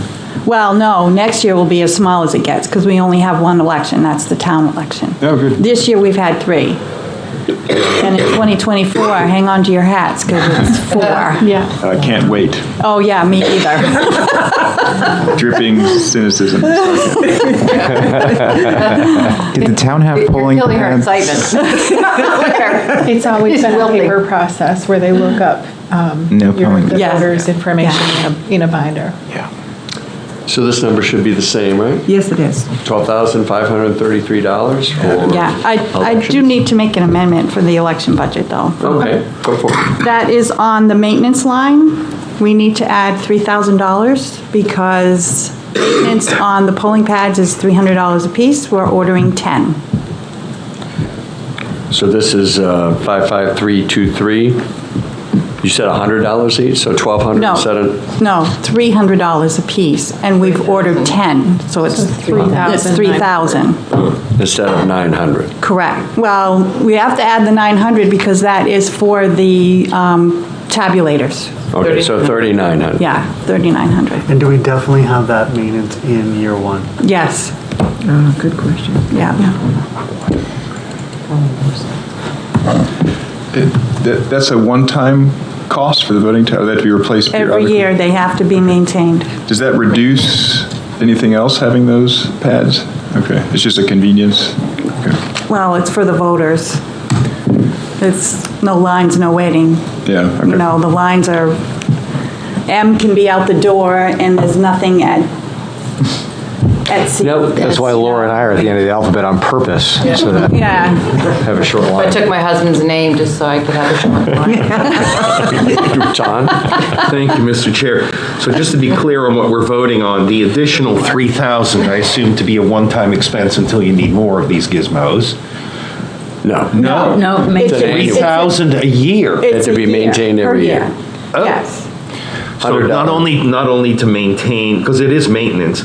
Got it. So it's the iPad, for this go around, it's the getting them, but also then going forward, the maintenance The thereof. maintenance, yes.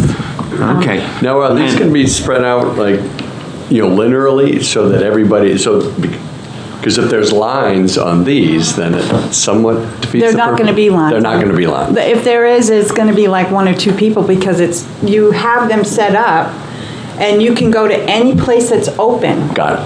Sort of like the kiosks at the airport. Yeah. These were paid for through a budget transfer to the capital cost, so that you're just building in the maintenance cost into the budget. The capital cost is already accounted for in Oh, the capital cost is accounted Yes. for. Yeah, Okay. 2022 budget, 19,400. Cool. Kathy? 2 questions. You're going to use less workers then? Yes, hopefully. So Yeah. that $3,000 might work itself out? Yeah. Or at least part of it? Yeah, because we got 5 machines and there's only 5 people that can run each machine, so. Or it's like a self-serve, so one person Right. could actually look, or whatever, a couple people as opposed to 5. whatever. Right. Right now, we have I have sometimes up to 14, 16 people at election as ballot clerks. And also the checklist supervisors will have an extra person if it's a large election. So hopefully, I'm hoping that with the polling pads, if we have 5 out of the 10, we have 6, and absentee ballot, 1 for the absentee ballot and 3 for the checklist supervisors. The remaining can be open, and then, it'll be, say it's 6, we only need 6 people instead of 12. For Kathy and for Andy, though, Yeah. if you've flown or self-checked out at the grocery store, the first time you do that, you're intimately familiar with it because you've been through the process of the acquisition and all that kind of stuff. There are going to be plenty of people, especially year one, that are going to wonder what the heck is this thing, Exactly. what's going on. So I think before we start knocking off heads Right, from the but head I'm count. saying over time. Over time, for Over sure. time, yes. I'm thinking it'll pay for itself. The other reality, question- you're having trouble getting people as well Yes, to yeah. participate. So. Last election, the primary, I was pulling out people I didn't even know because I didn't have anybody that could work, so. Wow. Ton? My other question. Oh, I had sorry. 2 questions. I'm sorry, you did have to. That's right. I interrupted. So as you're flowing more people through the system, what's the anticipation of the newer ballot counting machines? Oh, wow. Because those are I so did talk to the antiquated. Secretary of State, Dave Scanlon, and recently, and they are looking at a ballot counting machine. It's from Outsource, something? I think it's Outsource. And from what I understand, it's very cumbersome. It's slow. That doesn't mean that we have to do that. We don't have to go with them. We can go with another company. I'd rather stay with LHS because they're local. Their maintenance is outstanding. And if you need help, they're right there because they are local. So they also have a new ballot counting machine, but I don't know if it's been approved by the Secretary of State's office yet. That's what the clerks want to do, is to stay with LHS and not go with this other company. So. Ton? To be determined. Thank you, Mr. Chair. I think Kathy partly got at my question as well, but again, just to get it clear in my mind, these iPads are essentially supplementing or replacing the physical checking of the lists of the A through Z, if you will, process as we know it now, correct? Correct. That database that will now be on an iPad, as you said, is not going to be on the internet. This is going to be a database that's locally held on those iPads, correct? Yes. I'm belaboring it because although it's a minor budget item, it's obviously a hot topic in terms of the validity of our elections. So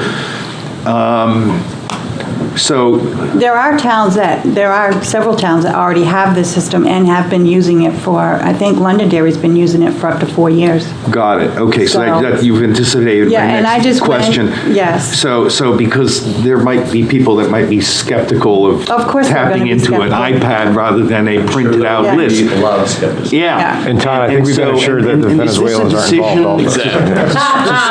To switch to a system such as this, what's the decision process that's involved with that? Does it involve the supervisor of checklist? Does it involve the select board? Does it involve the Secretary of State? What's the process that we went through to come to the point where you're switching from the printed out list to We still have to maintain a paper checklist.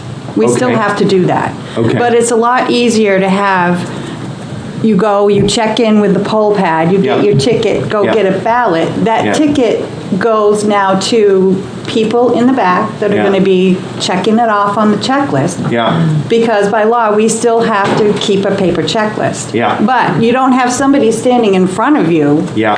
And, the human error part is, Decreased. yes. Okay, Yes. nice. Plus, the reporting is awesome Yeah. at the end of And the then the second part of the process, which is the part that Kathy, I think, alluded to in her question, or maybe your answer to Kathy, was the machine in the back where we put the paper ballot in. Right. Correct? Which, is done in different ways in different towns, I don't know about different towns, but certainly in different states. We all know about hanging chads and things of that sort. But are we looking to change that up? Yes. Why? I mean, I love our system. Those machines Well, are. excuse me this is Yeah. probably not on you Yeah. to be discussing. Okay. So I think your questions were valid on Come the down budget and see part. me. Yeah. And we've answered. Okay, you're absolutely right. Let's stop right there. So I will entertain a motion for line 55323 to add $3,000 to that budget, making it a budget of $3,900. Second. I'm sorry, do you need to, I think, I can't. So moved. Second. We'll call Anna, thank you. Kathy will slap me. As well she should, as well you should. You actually can second a motion, but it's not advisable. How's that? I think that's So I'm gonna very correct myself appropriate. because there's plenty of us to just Very light a appropriate. fire, Bob. Just I fully agree with you, Kathy. I appreciate Dumpster fire? I didn't get the town government free coffee tutorial, so. The new total? Even though my name is Robert, I'm not up on Robert's rules, so. Thank you, Are Kathy. we doing the line now first? We are doing the line first. Anna has moved, Kathy has seconded a budget increase to $3,900. All those in favor signify by saying aye. Aye. Opposed? And that would make the elections total $15,533. So moved. Thank you. Second? All those in favor signify by saying aye. Aye. Opposed? Thank you. And moderator, Moderator. which is up at the top of page 4. Yes. Like elections, it's reduced in line with the number of elections we're having. So level funded, essentially, and Discussion? All those in favor, I will hear a motion to approve $754 for the So moved. moderator. Second. All those in favor, I, signify by saying aye. Aye. Trying to I like write this new speed. and talk at the same time, not always advisable. Yeah, there you go. I think that's it. Thank you. Great. Thanks, Andy. You're welcome. so a quick break till 10:30? Nico. Absolutely. Thank you. And I usually don't think that the select board should talk during your budget meeting. And I appreciate the moment, but bowing to the great degree of humility in our town manager's office. We had a lot of discussion on the role of the Human Resources Department. But I think as a budget committee, we would be remiss if you didn't know that as serving as assistant town manager, Melissa has been instrumental working with department heads to secure several $1 million in congressional spending, as well as writing grants for those department heads that don't write them. And so just in terms of the money that role has brought in for the town, particularly in the last year, I think should be noted. So appreciate it. Thank you. Excellent. Thank you, Nico. Thank you. Yep. So in order to stay slightly ahead of schedule, which would be great, instead of taking a 15-minute break, I'd like to make that a 5-minute break. And so we'll be back here at 10:20. Thank you. Absolutely.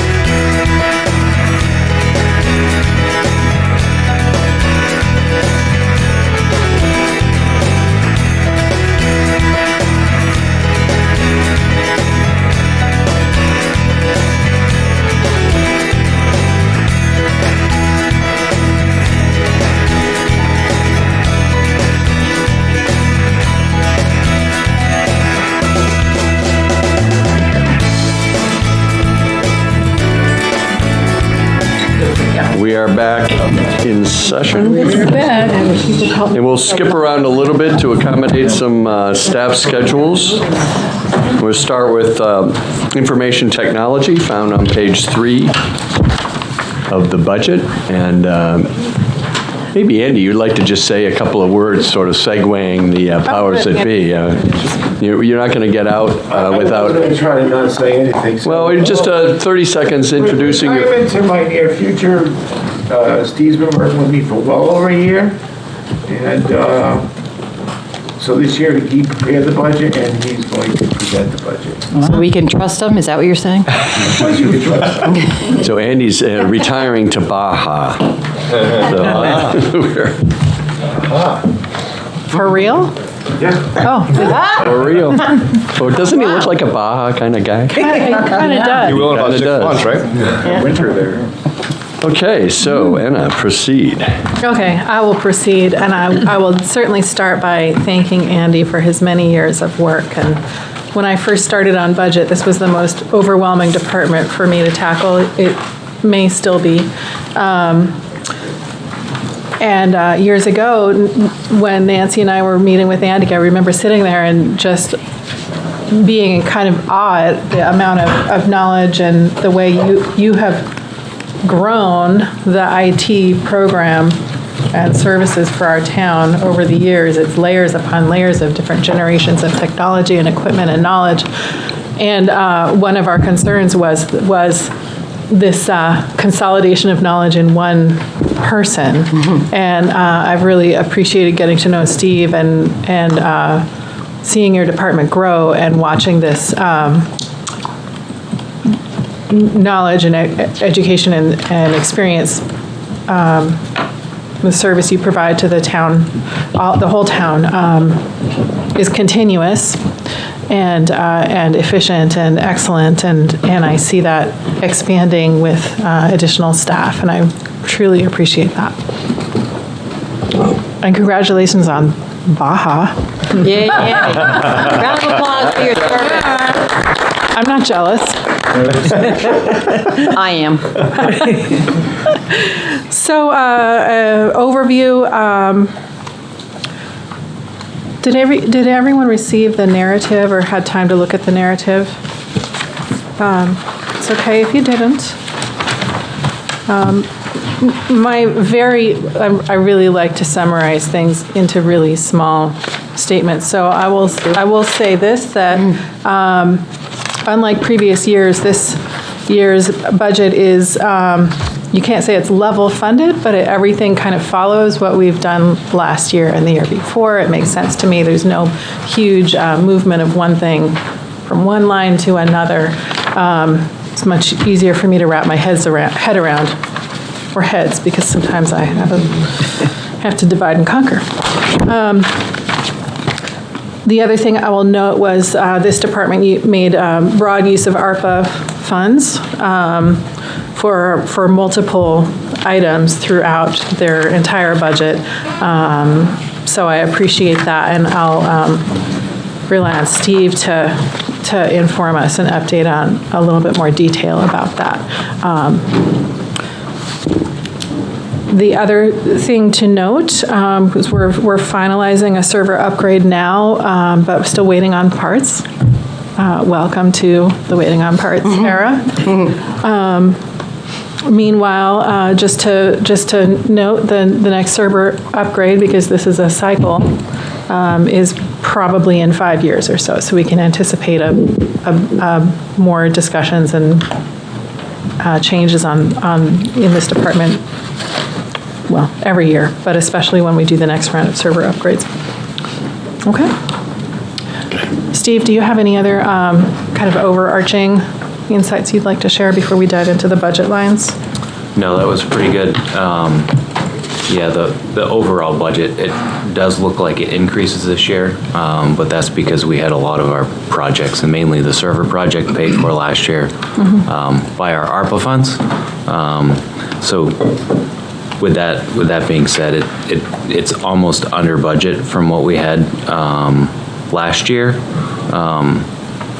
But there's also a bunch of our services, the cost of those are just going up So we're dealing with that as well. So a lot has changed, and we'll get into that. Yeah. Okay, so let's dive into the budget. Starting with computer software, 55048 is 2022 ended up being spent lower due to use of ARPA funds. Got it. And just to let you know, I'll summarize the software so that you can have more insight into what this is. It's antivirus, Aristotle Insight, Windows Server licensing, backup software, data recovery software, miscellaneous software requests, Adobe Acrobat. Am I missing anything, Steve? That's everything. Okay. Quick question, Steve. You opened by talking about there could have been more services. Could you enumerate whether you're meaning like service level agreements for maintenance? Could you just maybe rephrase what you had said so I can recapture it again? It sounded like you made some cool budgeting decisions or, cost avoidance situations when you opened with the services part of IT. I may have misheard. Maybe you could just correct me. Yeah, so last year we paid for our server project with ARPA funds. Yeah. We paid for what is actually in this line, the Aristotle Insight project with server funds, and some of our computer purchases with ARPA funds. Gotcha. I have the numbers here for computer software for 2022. 30,400 was budgeted, and almost half of that was paid for with ARPA funds. So actually spent was $15,994. Thanks, I get it. Yep, That's great. Yeah. Could you tell us what Aristotle really is all about?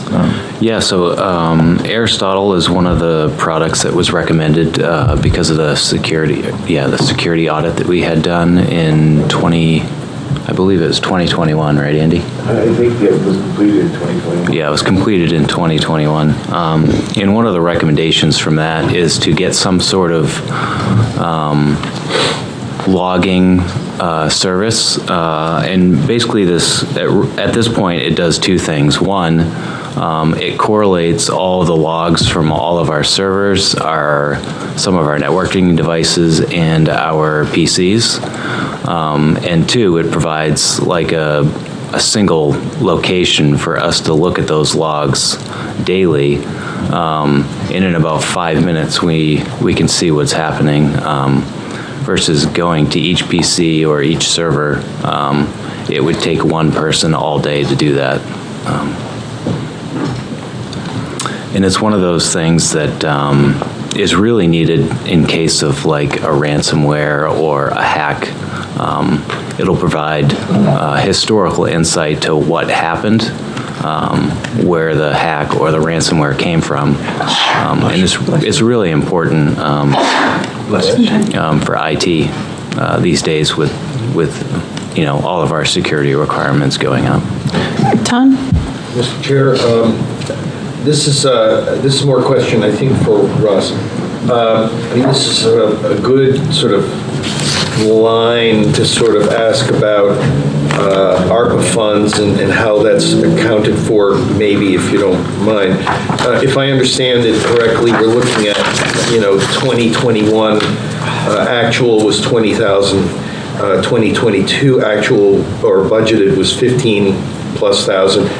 Actual expended was 7,400, and as I understand it, that there was actually more money expended to that, but that's not reflected in our spreadsheet because of ARPA funds. Am I correct in understanding that? Yes. Okay, and then so we expect that, in fact, that will be our costs for this year will be, at least on a budget spreadsheet basis, substantially less than what we had originally budgeted for, correct? That was last year. That was last year, or this current year. Right. Last year it was removed from the budget as well. Right. And then the ARPA funds are we're not going to see those on our spreadsheets as a BRC. Another fund. But there's something that you all as a select board and financially do to answer for those numbers. Yeah, we're required annually to report out on how we're spending categorically the ARPA funds. Yeah. So that's not going to be reflected, and the actual expenditures are not going to be reflected on what we as a BRC look at. That's correct. Correct. Okay, yeah. Again, just stating the obvious because that's what I like to do. Thank you. And we're taking it out of your lunch break. Melissa? I just wanted to let you know, so it was 75. Could you grab a microphone, Melissa, please? Sorry. That's okay. $75,000 of the IT budget last year was offset with paid for by ARPA, and that was approved by the select board. And these are the items that Steve's talking about, but I just wanted to give you a number because I think you were looking for a number. They're covered by ARPA. And if anyone's interested, I think we all are, I do have the summary from their narrative on use of ARPA funds, specifically line 55048, 14,200 and 206, so 14,406 paid for by ARPA. 55195, which is network supplies. 52,800 plus 1,500. I think two items were What are captured in those each two? of those. Okay. Those are their separate Gotcha. values. Okay. And then 5700 computers, 6,350. We'll go over the rest of the budget, but that's where ARPA funds were used to offset 2022 expenses. Awesome. That's great. Thank you. Any other discussion on the IT budget? Or questions or comments? Just a quick question.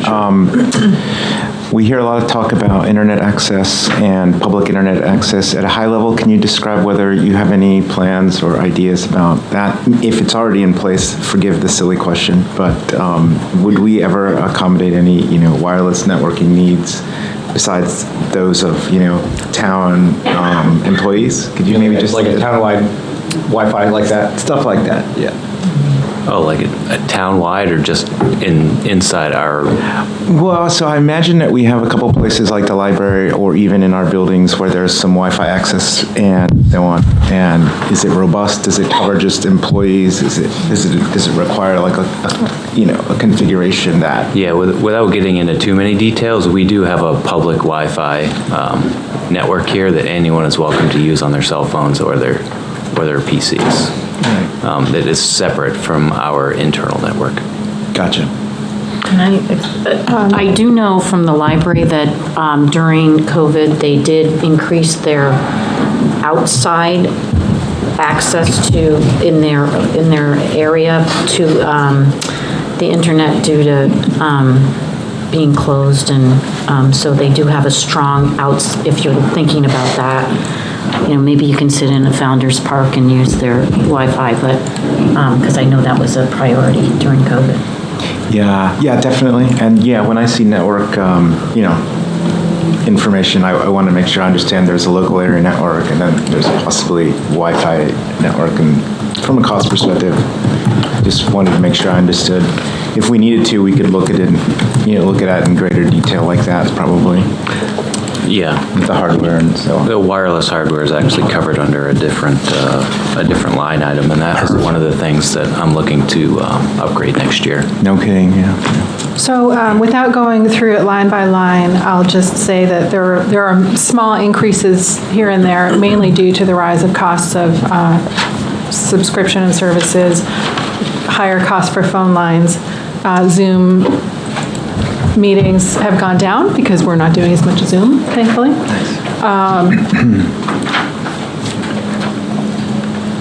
Am I missing anything? On the phones. I saw that it went up because of the price of copper.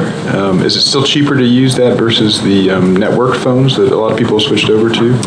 Yeah, so we have, gosh, I can't even remember how many phones. Lines. Probably 100 plus phones. Most of them are VoIP, which is digital, but we do have 18 copper lines coming into all of our buildings, and I believe 12 of those we actually lease from a company who leases them from another company, and they're the ones that are, raising the cost. So I actually have like an audit with our phone rep next week, and we're going to look at those lines to see what we can do, to bring down the cost for next year. But if we don't bring down the cost, it's going to, I think it's going to increase by about $4,000. Thank you. And just a quick question to follow up on that, if I follow up on Chris, is some of that, obviously this is town-wide, so this includes any requirements for police and fire, for example, that would need a hard line versus a VoIP or something like that. Is it inclusive of that infrastructure or no? Correct, yeah. I think 8 of those lines are over at the safety complex, and then we have one here. Public Works probably has it. Yeah, Public Works has 2, and I believe the elevator across the street is the other one. Okay. So thank you. Thank you. Laura, updated IT total? Yes, $331,562, 331,562. Entertain a motion for that budget for IT? So moved. Second. Thank you. All those in favor signify by saying aye. Aye. Opposed? Thank you. Andy, good luck, and Steve, welcome to the madness, and we'll look forward to seeing you throughout the year. yeah, absolutely. Thanks, guys. Great. Enjoy for all of us. Kind of changed one room now. Everybody's like wishing they were going to buy. I know. I'm just sitting here thinking about warm, sunny places. If you don't mind. Thanks.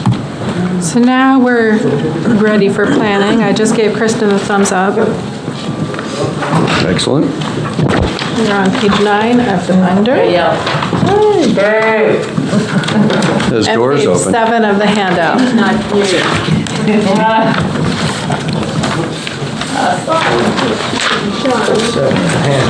Hello there. Oh, you do Kristen first. We can do Kristen first. Dave's. Oh, page 9 of that. Oh, they're both. Oh, you're doing the handout. Okay, or you could do me first. Whoever gets the chair first goes right. Kristen, I got Kristen stops, everyone sits down. That's right. Sure. Here I can stand. So she'd be Concom.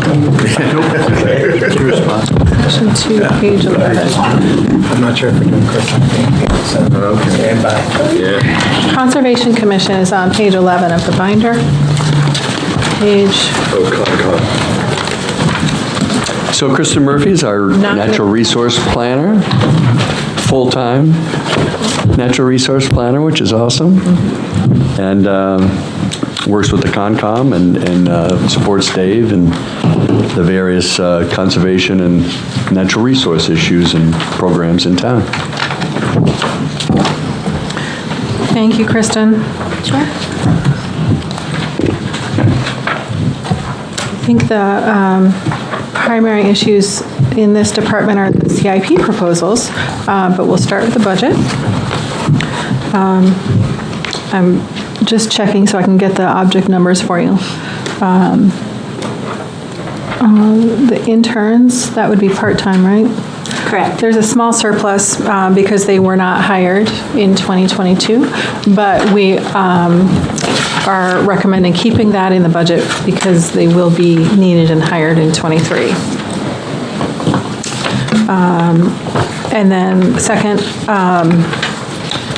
I'd like to just convey Kristen's note that we've had a significant support from community volunteers, in particular the Fort Rock Riders for trail maintenance, and that's a critical, very valuable contribution to keeping our trail network open and accessible and ever improving.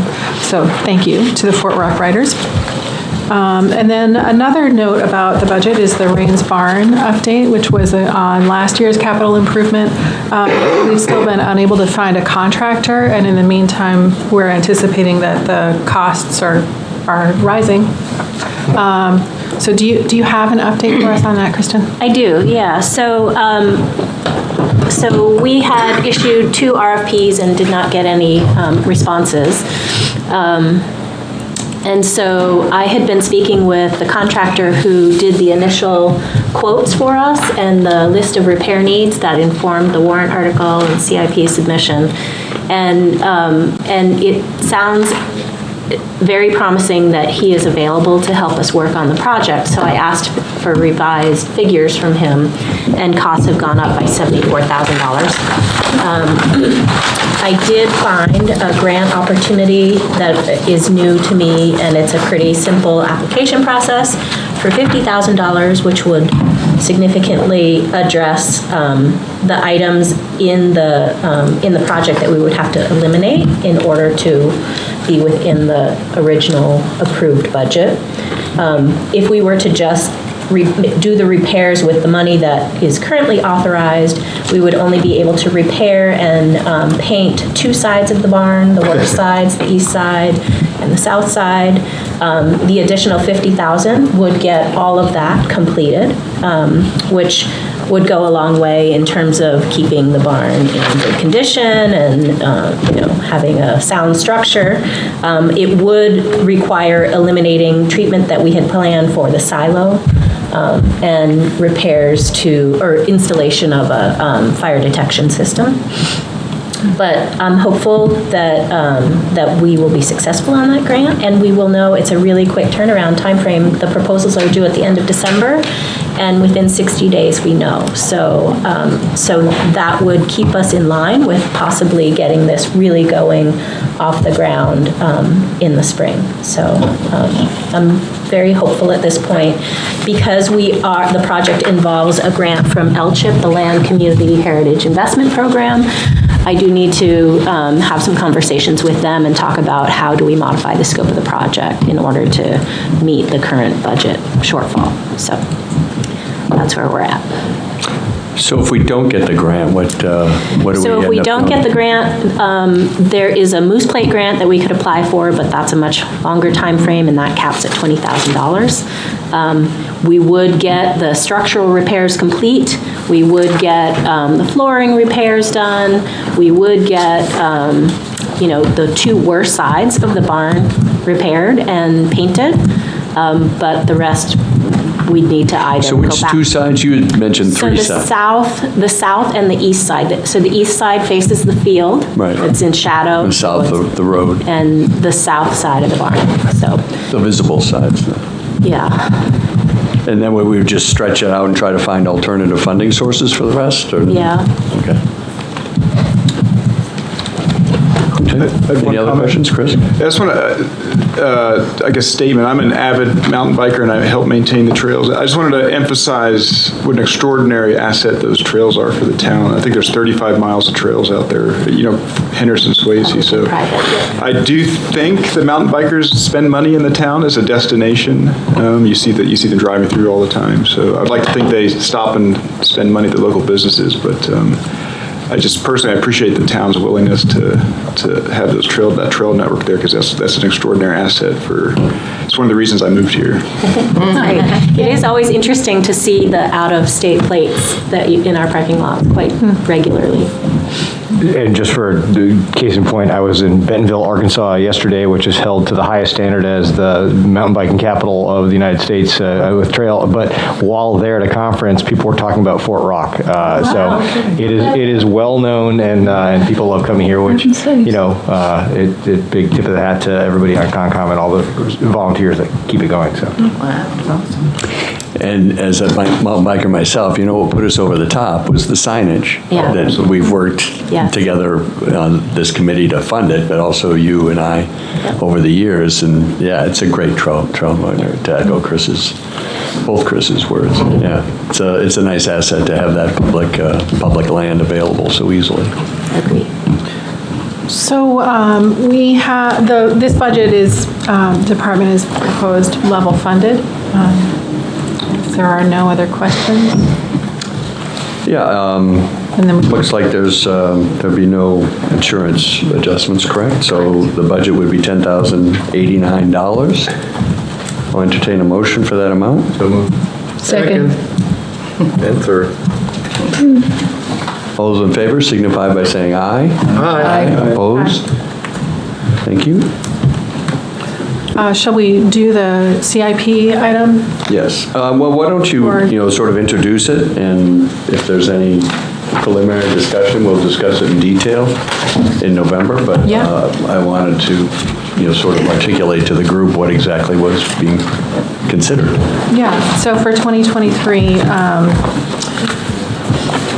the Conservation Commission is proposing a $50,000 fund of page 11 of the CIP book. Thank you. Page 11, CIP book. Thank you. That's this, Tom.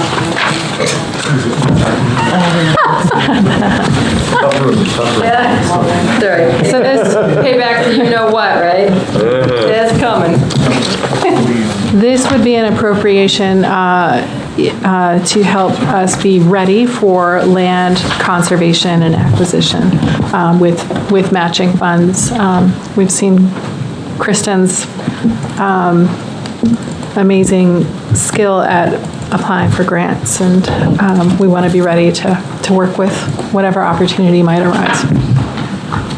What's the current value of that fund? I don't know if we're talking about this now, but we're at $50,000. Right, so this is a request that was submitted in prior years as well, and so this would bring it to $150,000, which is close to a really decent match. Being able to buy something you need? Exeter? No, maybe not. Yeah. Okay, thank you.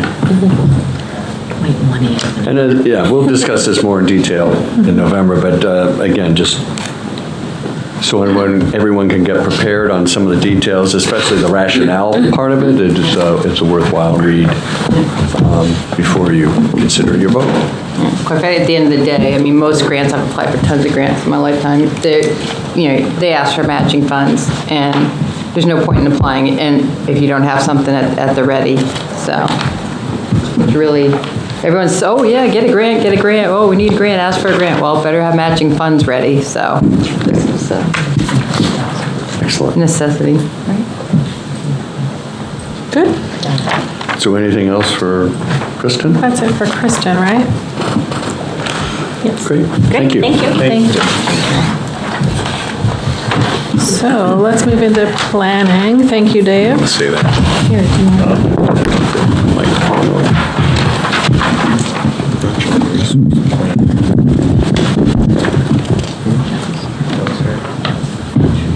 you So, yeah, I hesitate, or I apologize to some of the new folks on the committee for not introducing some of the staff. Many of us know these folks from, just years of doing this, but I'll try to start. So Dave Sharples is our town planner, has been for a number of years, and as well, for any of you who've lived in town for more than 5 years, I've seen some of the very, very positive changes that he's helped bring about. So we'll hear from his perspective. Sorry, Anna.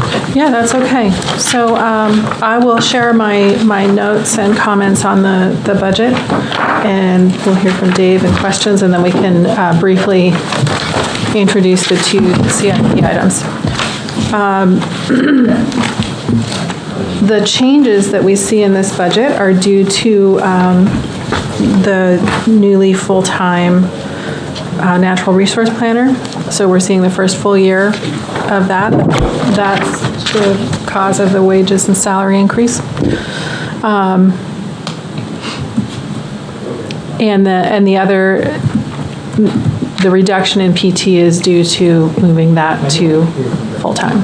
So that money has just shifted to a different line. The admin assistant is doing also on wages and salary. They're doing a 4-day work week, which is working well with 20 hours. So even though it had been budgeted with 24 hours, Dave is recommending keeping or reducing it to 20 hours a week.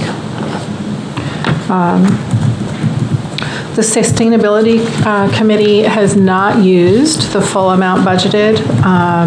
So Dave and Russ have both advised reducing that by half to $12.50. That is line, hang on. 55384. Correct. Thank you, 55384, sustainability expense. probably a good time to mention that when we got the initial budgets back in August, we actually took a look at the budgets right up front because of the numbers that we were seeing, and we reduced budgets by working with the department heads by about $372,000. So that was even before it got to the budget recommendations committee. Excellent. Interesting, okay. On the sustainability expense, just an observation. I know back several years ago, there were some members who have issues when line items weren't expended, not quite understanding that sometimes things get shuffled around. But we obviously, as a committee, sort of went out on a limb as the sustainability committee became, an integral part of the community. And my understanding is that this line item is effectively to provide educational opportunities and training for members in town who are on that committee. And I'm not looking to cut the budget. I would recommend that we actually sort of use this funding and hopefully, and I know, Chris, you're a member of the committee, hopefully you'll take it back. And if the budget is there, I would recommend that we take advantage of it and do things. I know everybody's time is tight, but it's there for a reason, and we have sort of thrown in with the idea of having this as part of our town fabric. I'd like to take advantage of it. I guess my comment would be, and I'm not the chair, I'm vice chair, but I certainly have some comments on that. I would say that we've been fortunate that as the committee has gone through its normal rotation of personnel and new people have come on, and our partnership with Dave and Kristen especially have brought a lot of internal expertise to the committee, which has been fantastic. Adam Dunville, who actually works for an environmental law firm, for example, has been incredible addition. And to be fair, you're right, we have not, the way the topics have come up and the projects that we've looked to address haven't really aligned with training, but I think we probably should look at getting the most use out of what is left. And I certainly respect the work that Mr. Dean and the entire town has done to reduce budget. So, we're willing to give some for sure, but we should take full advantage of what's left, absolutely. Their training's not out there? You guys haven't sought it out? Is it? It's on us for not seeking it, yeah. Okay, so, all right. There has been some lately. He said by 9:30, it's been $551 expended out of it. And I think there was a conference last week that I don't know was reflected in that number, that multiple folks attended. Excellent. So there has been some movement on that in the last couple of weeks. Excellent. Tom? Just to orient me, there are two people on the front end of the planning department over there behind, right? Barb and someone else. No, Barb is the building department. Okay, I was trying to figure out where that was accounted in the budget. The planning department consists of 2 full-time planners now, the conservation and sustainability So those 2 planner. employees are accounted for elsewhere. Got it. No, Kathy is the part-time admin assistant for planning. So there's 2 people in the office, Kathy and Barb. Kathy is the 20-hour you see in the part-time. Okay. Barb is under building because I think she's the deputy code enforcement officer. Got it. Okay, thank you. Moving on, row 55050, conference room and meals. You see the increase because we are, again, moving into hopefully post-pandemic travel and conference attendance.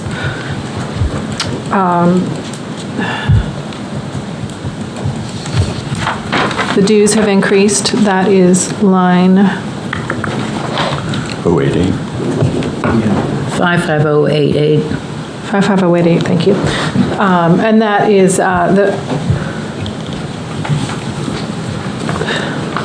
that is calculated based on the population. So it's increased based on Exeter's growing population. 1%. So those are my notes for planning. Dave, any words you'd like to say to your efforts over the year? Or going into next year? does everyone have my narrative? Yes. Okay. I just, the budget really is minimally changed. I think it's, I'm going to be repetitive here, I think a little bit. I was going to say that, we're staffed by 2 full-time and a part-time person in the planning department. And we've basically level funded it, except with the addition of, the full-time, going to full-time the first full year of full-time, but also with the administrative assistant's position. When I first got here, it started at, I think it was budgeted for 30 hours. And then just we worked on it to see kind of that sweet spot of what was actually needed to get the work done. And Kathy, she was flexible and so forth, but we kind of felt it was more than needed. And when we kind of whittled it down to 27, see if that worked, then we went to 25, and then we went down to 20, and that seems to be I wouldn't go any further. I think that gets what needs to be done, gets caught up with all the permitting and so forth, and can handle the workload. So I think we're at the sweet spot on staffing. Any questions for Dave or Krista? Judy? Dave, you have many responsibilities, many fingers and many pies. Where, either in your department or elsewhere in the town government, is anyone looking at climate change and the specific impact on Exeter and any mitigation steps that need to be taken at various stages, or some kind of plan for that or those multiple impacts we can expect? I think it's a combination of myself, Kristen, the Conservation Commission, the Sustainability Commission, Sustainability Advisory Committee, Energy Committee. I think there's a lot. We've done several studies. We're working through, as an example, we took care of stormwater, regulations that have a lot to do with that. Like it's the peak flooding and so forth, and the more intense rain events. We've done some work on that. We've done, and Kristen can probably talk more intelligently about this, but we're looking at flood and freeboard zoning amendment right now. So, and to move potentially to the voters in the 2023 warrant. Just to name a couple, I can, Kristen can add more, but if you're asking who's responsible, that's us. Okay, that's very helpful. These large events may be happening, but what will be Exeter's specific experience and what we need to do has been unclear. Thank you. Kristen? You want to? Yeah, just to add a few, we do have quite a bit of data modeling what Exeter is likely to experience under a sea level rise scenario. And part of that information is what would inform the warrant article or the zoning amendment that we're proposing for requiring a higher level of freeboard so that new buildings would accommodate the higher sea level.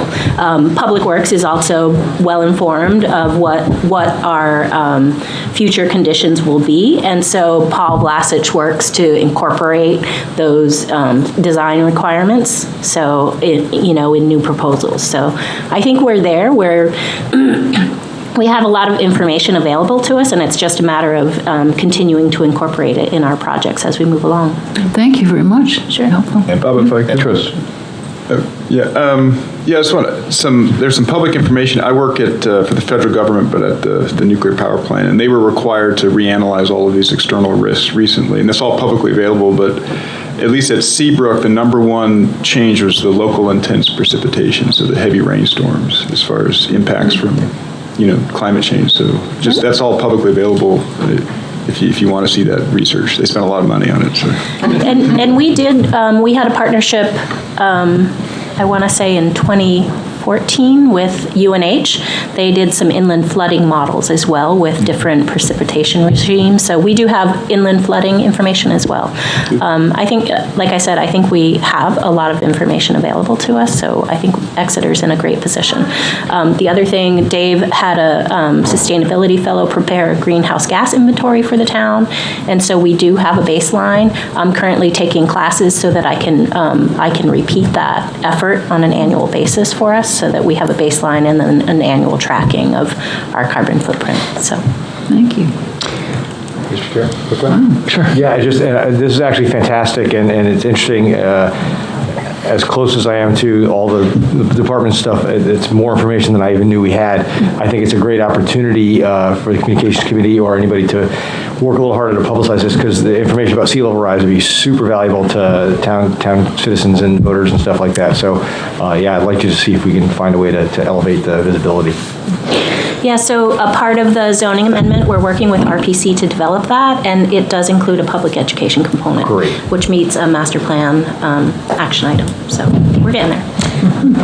Chris, I appreciate you mentioning DPW because, to your point, Judy, as a town, through our tax dollars and our water and sewer fees, we have spent a lot of money, multi-millions of dollars over the years through DPW to improve our stormwater management capabilities. For these extreme weather events, the water's got to go somewhere, and you don't want to just be dumping it into the river or the ocean. So, and we have, over the last 10 years, I think specifically, maybe 15 years, we probably spent over $5 million in various projects and initiatives. We'll be listening to one this year with West Side Drive, would be sort of our next major initiative. So the town is integrally involved in this, right now, but certainly the planning and DPW departments as well.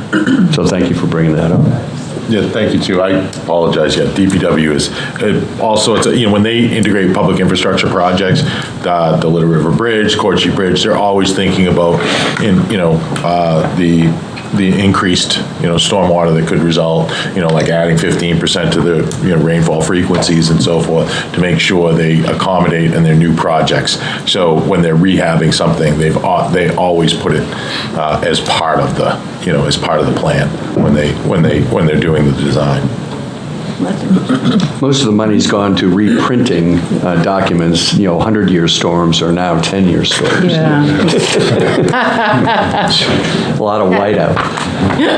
And when you do get to the stormwater projects in the CIP, a lot of the information on what catch basin sizing and what our capacity of our stormwater system was designed after the CAPE analysis. The CAPE is the inland flooding study that I had mentioned, and it shows just how undersized a significant portion of our stormwater infrastructure is. And really, in order to prevent that inland flooding, we need to invest in that infrastructure.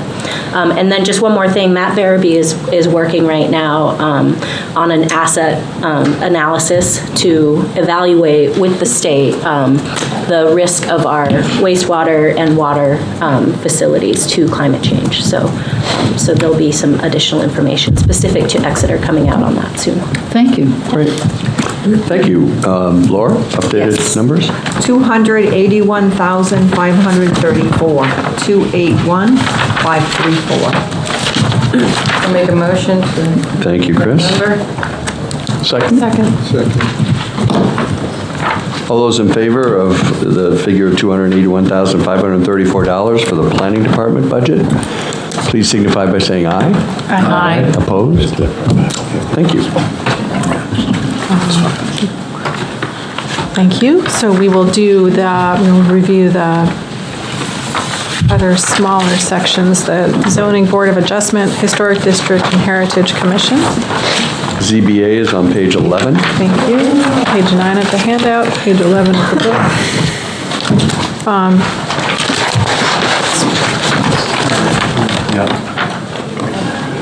This is a level funding request that we recommend supporting. Okay. Any questions? No changes in insurance, so the budget would be $4,326. We'll entertain a motion accordingly. So moved. Second. All those in favor signify by saying aye. Aye. Opposed? Thank you. Historic District Commission is on page 10 of the handout. It starts at the bottom of 11, but all the numbers are on page 12 of the budget book. This is also a level funded request that we support. Questions? I just have one quick question. Sure. There's a sort of a lot of these have the actuals in 2021 slightly lower than the budgeted numbers, even though it's level funded. the last actual full year we didn't spend that much. Is that normal? That's something because I'm new. I'm sorry. Oh, never apologize. That's a good question. I think in this department, the amounts are so small that... It's more of a general question. Yeah. Well, it's very valid question. Very good point. Like, almost half or 40% of the budget is grant matching. We just didn't do any. We put it in there as a separate line item. It hasn't really been used, but at some point it will be. And again, as Anna said, the budget is so small, we figure we'd rather have the ability to budget these things, than not. Judy. Then there's the question on 55171, legal public notices. The actual, it says, is 859. The budget request is 100, and so it was last year. So how is this being funded? Well, the actual budget is only so far, or as of August. I don't know what the year-to-date, what's the year-to-date on the Heritage? Hold on a second. Or HTC. I think the question is, where's the extra money coming from? Yeah, why? Well, there's no extra money at this point because the budget is 2,800. We've spent 1,700 so far, so there's a lot of extra money. So it's one of those things. Okay, we didn't spend $1,000, so there's some washing between different line items. It's as well. Very good. As we should know, or going forward, the line items are proposals and estimates on what we need, and outside of the labor part of it, sometimes things get moved around. All through the town manager and through the finance department, but it's an inexact process. Just seems so exact when we're using, down to the $1, 2,825. Why aren't we doing 3,000 or 2,500? It's like orders of magnitude. When I do drawings, Dave, I will ask, though, that since we're looking at this particular line, 55171, public notices, it looks like we did have to do something that wasn't budgeted for. And is that price of $859, is that what we should expect moving forward if something were to come up that we need to publish? The 859. The legal public notices. About three-quarters of the way. Do you have 859? Because I'm looking at 605 on mine. We're in, now, actually. It's Seacoast Media Group, ZBA meetings. That's what's in that account. ZBA. That's what it says. Okay. Well, legal public notices are a function of the amount of applications we receive. That's what it is. Okay. So when we have a busy year and people and they pay for them.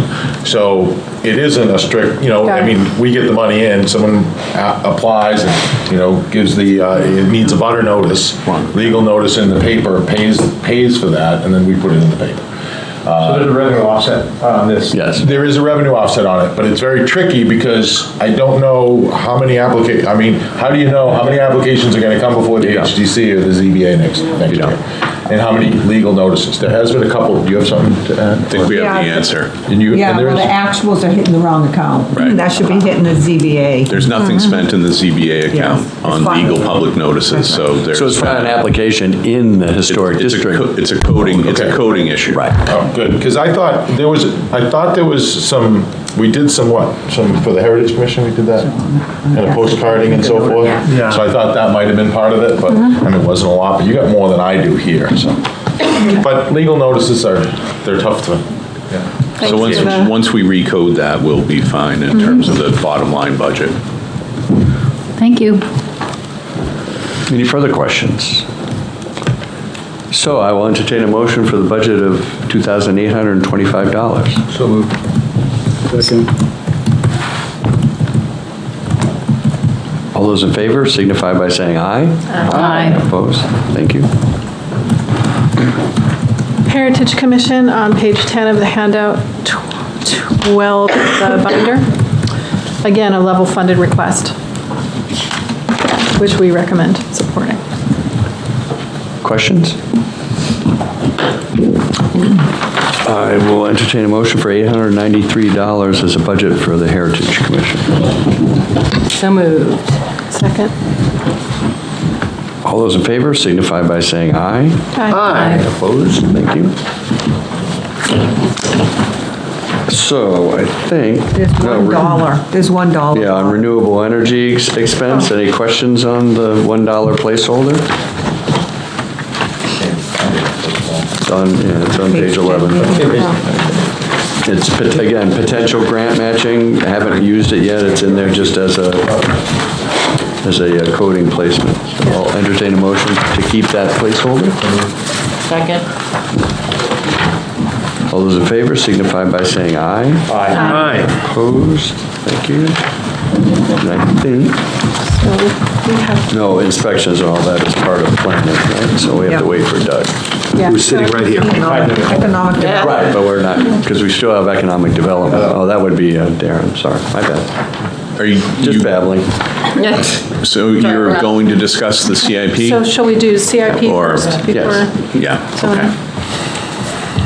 Again, just on a loose presentation, highlight where they are in the CIP book. Yep, the CIP book, we have two. One is on page 7 and one is on page 9. Page 7 is a request for $50,000 for capital reserve fund for ADA improvements.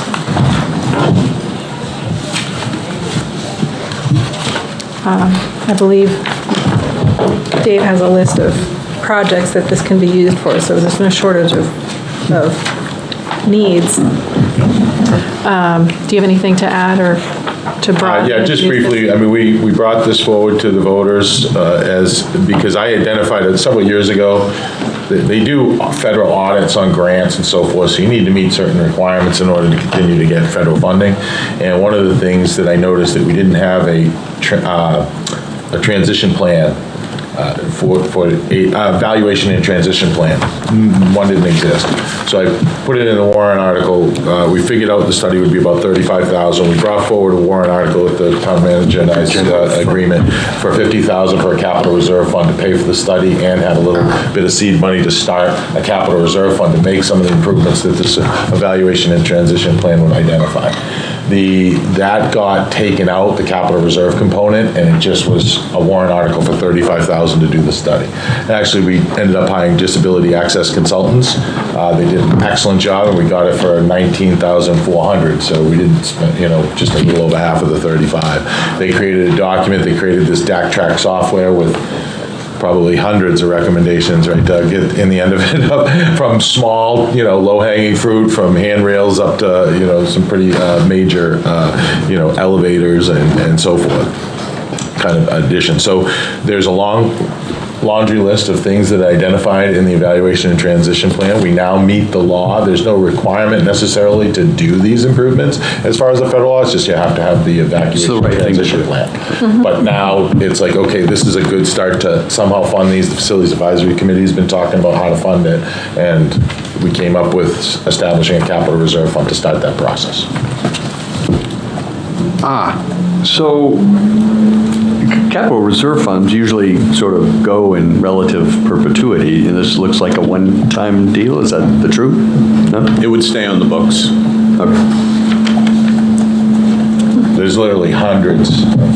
Yeah, it's not presented that way in the CIP, so I just wanted to clarify that. We show it just as an FY23 number, not going forward. Oh, we would, yeah, I think we were talking about initial seed money into the capital reserve fund, and then a lot like our sidewalk fund, which we have adjusted every year. We could appropriate into it from then on. There's no subsequent year appropriations in the CIP as of yet, but I think it's because we want to get our ducks in a row and kind of see what our priorities would be out of the first few dollars that are in there.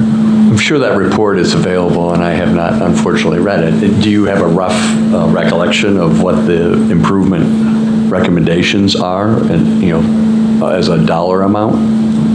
roughly? A lot. Yeah, I mean, I don't, that was done, it was just during COVID when it was done. 19, A lot of inflationary pressures. But there were several, $100,000 projects, and then a lot of smaller projects that they didn't identify how much funding. So I don't think there was any mechanism to add it all up, because they'd mentioned, add an elevator, accessible parking space here, add a handrail there. They didn't attach a price to it. But some of the bigger ticket items they did, like the town hall and so forth, they did rough conceptual estimates. Not that I would rely on those at this point in 2023. Just a quick question, because clearly when you move on to the other CIP things, there's certainly some of the things like traffic flow and complete street studies, they kind of overlap in some cases with ADA stuff, right, as far as wheelchair access and things like that. When we, those are studies, not building fund, but if we fast forward and the funds are approved for studies and then recommendations are made and spending starts to happen, when you go to act on plans like that, do you look at tapping into all these different funds to like a little bit of sidewalk fund, a little bit of ADA funding, a little bit of, okay. Absolutely, yeah. Just kind of like the DPW program. You go, you tap some from water, some for sewer, some from, general fund and so forth. So that would be the same with multifaceted projects, that there are different funding available, different funding pots available, I guess. Tom? Great. Oh, did you have a question? Go ahead. Judy? I noticed in how this is set up here on page 7, it says project type, planning/study. Yes. Considering voters' antipathy towards studies, would that word be included on the warrant article anywhere? Or this description of what you're wanting to do is very sensible, but I would worry it might be endangered if study is attached to it somewhere. Totally agree. That was my question. I would just planning/CRF or just planning, we'll figure it. I didn't catch that, thank you. And I would, to implement AD, we already have the study. We have the study. So Judy's makes an excellent point that, I think you get the drift of where, to implement, this is the implementation construction phase. Correct. Which I think people would tend to support more than a study. Okay, so on page 9 is the... Page 9 is the downtown traffic, parking, and pedestrian flow analysis. And I'm going to ask Dave to help articulate the difference between this and the other various studies we have in the works, the possible 2024 complete streets. We've done studies in the past. My understanding is that the purpose of this is really focused on downtown and downtown parking management. Am I accurate in that? Correct. I think that to make it I think can be, obviously, it can be confusing because you got 3 studies that, have some overlap and so forth. But to kind of boil it down, the complete street study is in a future year. It's not being asked for funded. That scope of work will be defined. So that's, and it will obviously be curtailed to meet the, to be curtailed in recognition of the outcome of the prior study, which is, one is underway, is the bike and pedestrian master plan is underway. And I'm asking for the downtown traffic and flow analysis. So put the complete streets aside for I would say, and the downtown, and just look at the difference between the downtown traffic and parking and the bike and pedestrian master plan. I see these as, they're apples and oranges. There is a little bit of overlap potentially in the downtown, because when you look at pedestrian and bike flow through the downtown, you also have to look at traffic and roadway widths and so forth. But that's being done by a, RPC planning, looking at connections, looking at the overall town-wide transportation network to suggest improvements to make better connectivity between the various modes, bike, pedestrians, on-street and off-street. It also looks at our trail network to provide beyond recreation, to provide alternative modes for people to get around. And So that's that study. The downtown is basically a traffic management. There's gonna be a traffic engineer, a parking consultant. There's no traffic engineer or parking consultant involved with the bike and ped plan. That's not what that is about. That's about connectivity, townwide pedestrian. I put pedestrian flow analysis in here because you can't look and manage traffic and parking without at least recognizing how pedestrians are gonna get to these parking centers and parking places, to their, suspected, destinations, like, downtown and so forth. So this really is looking at downtown. I mean, downtown has, you just look out right now, I guarantee you got at least a 75% utilization rate of your parking right now. I mean, just before I came in here, 75% utilization rate means if there's 100 parking spots out there, 75 of them are being used at the moment. That's a 75% utilization rate. We have a very high. I only saw one spot right before I came in here. I looked out back in the municipal lot, I looked out here, and we don't manage our parking right now. We don't manage our parking. There's no time, I mean, we have signs up, but we do not enforce the 2 hours. So with those kind of utilization rates, you need to really start to manage this. And the planning board was all for it and made it a point to mention it in their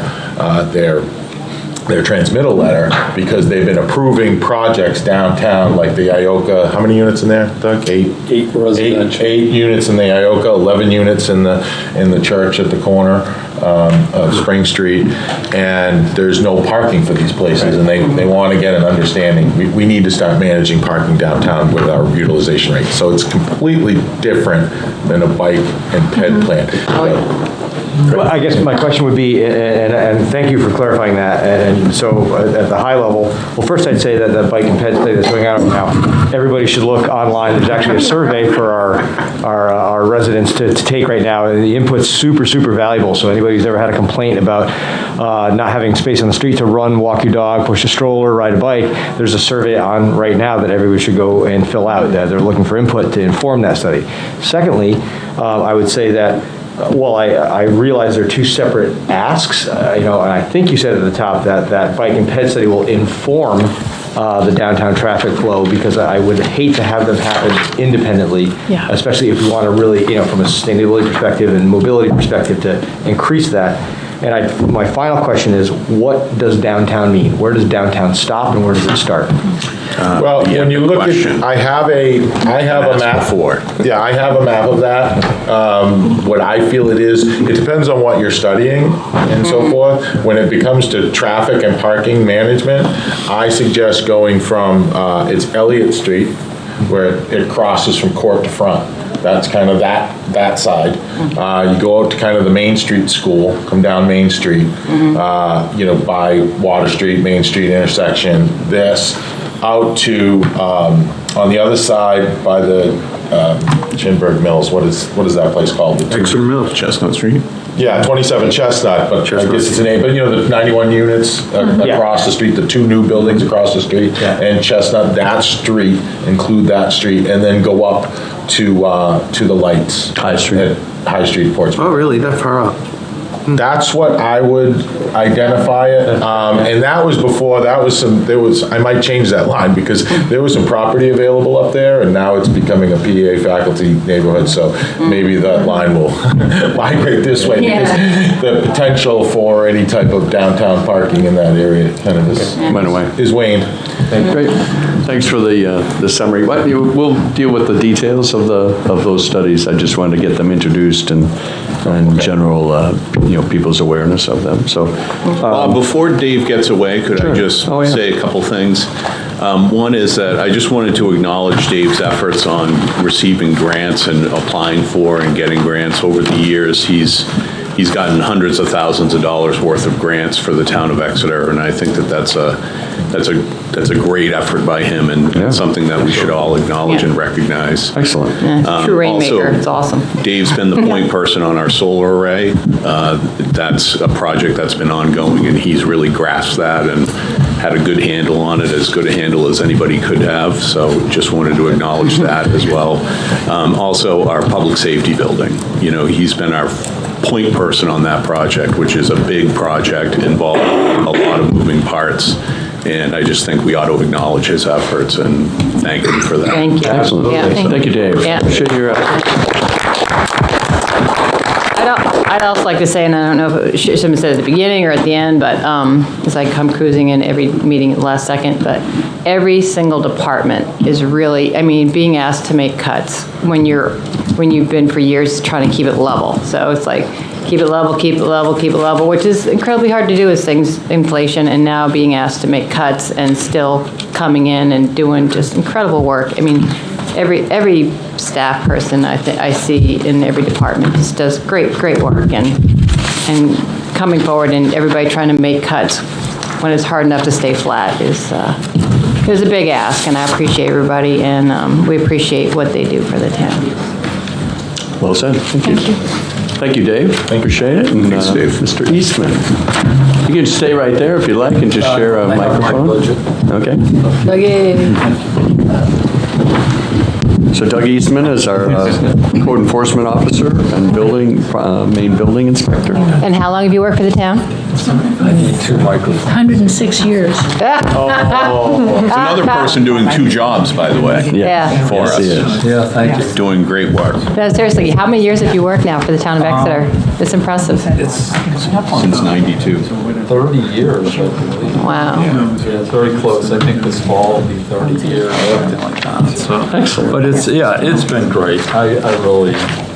And he's staying on, which is... Okay, yeah. 30 years is usually like a retirement. More years. Our employee retention plan with Doug Eastman is to have him come in front of us every year. I've got that commitment from Doug. He's If he sticking ever around. retires, we can hire him to be the part-time electrical inspector.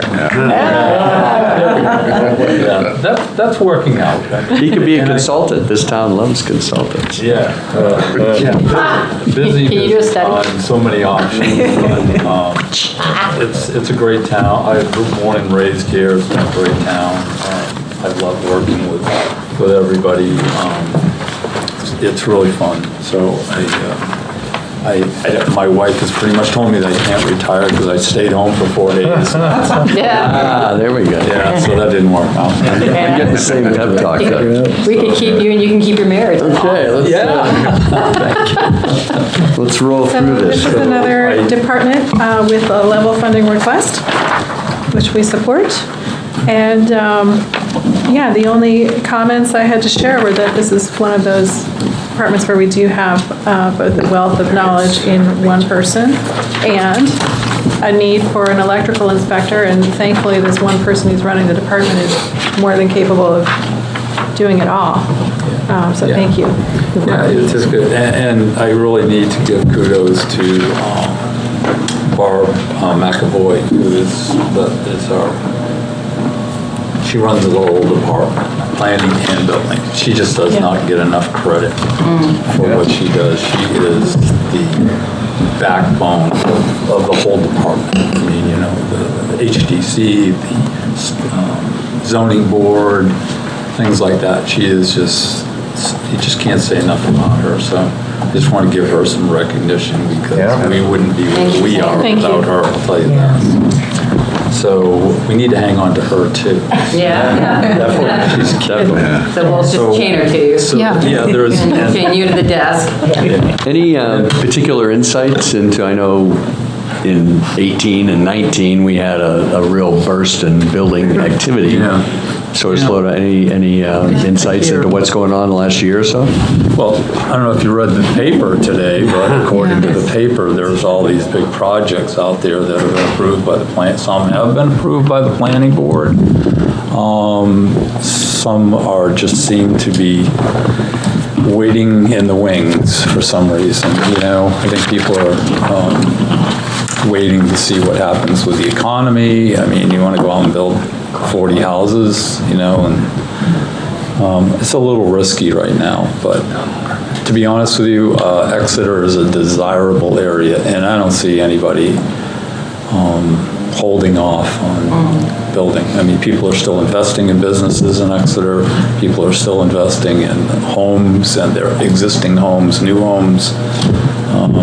We don't seem to, and the last time this happened, there was a little blip in the economy, and didn't really hit Exeter, I don't think. People still kept going. So a couple of other things that I didn't get a chance to put it in my report here. We have an E911 committee, and I have been elected as chairperson of that.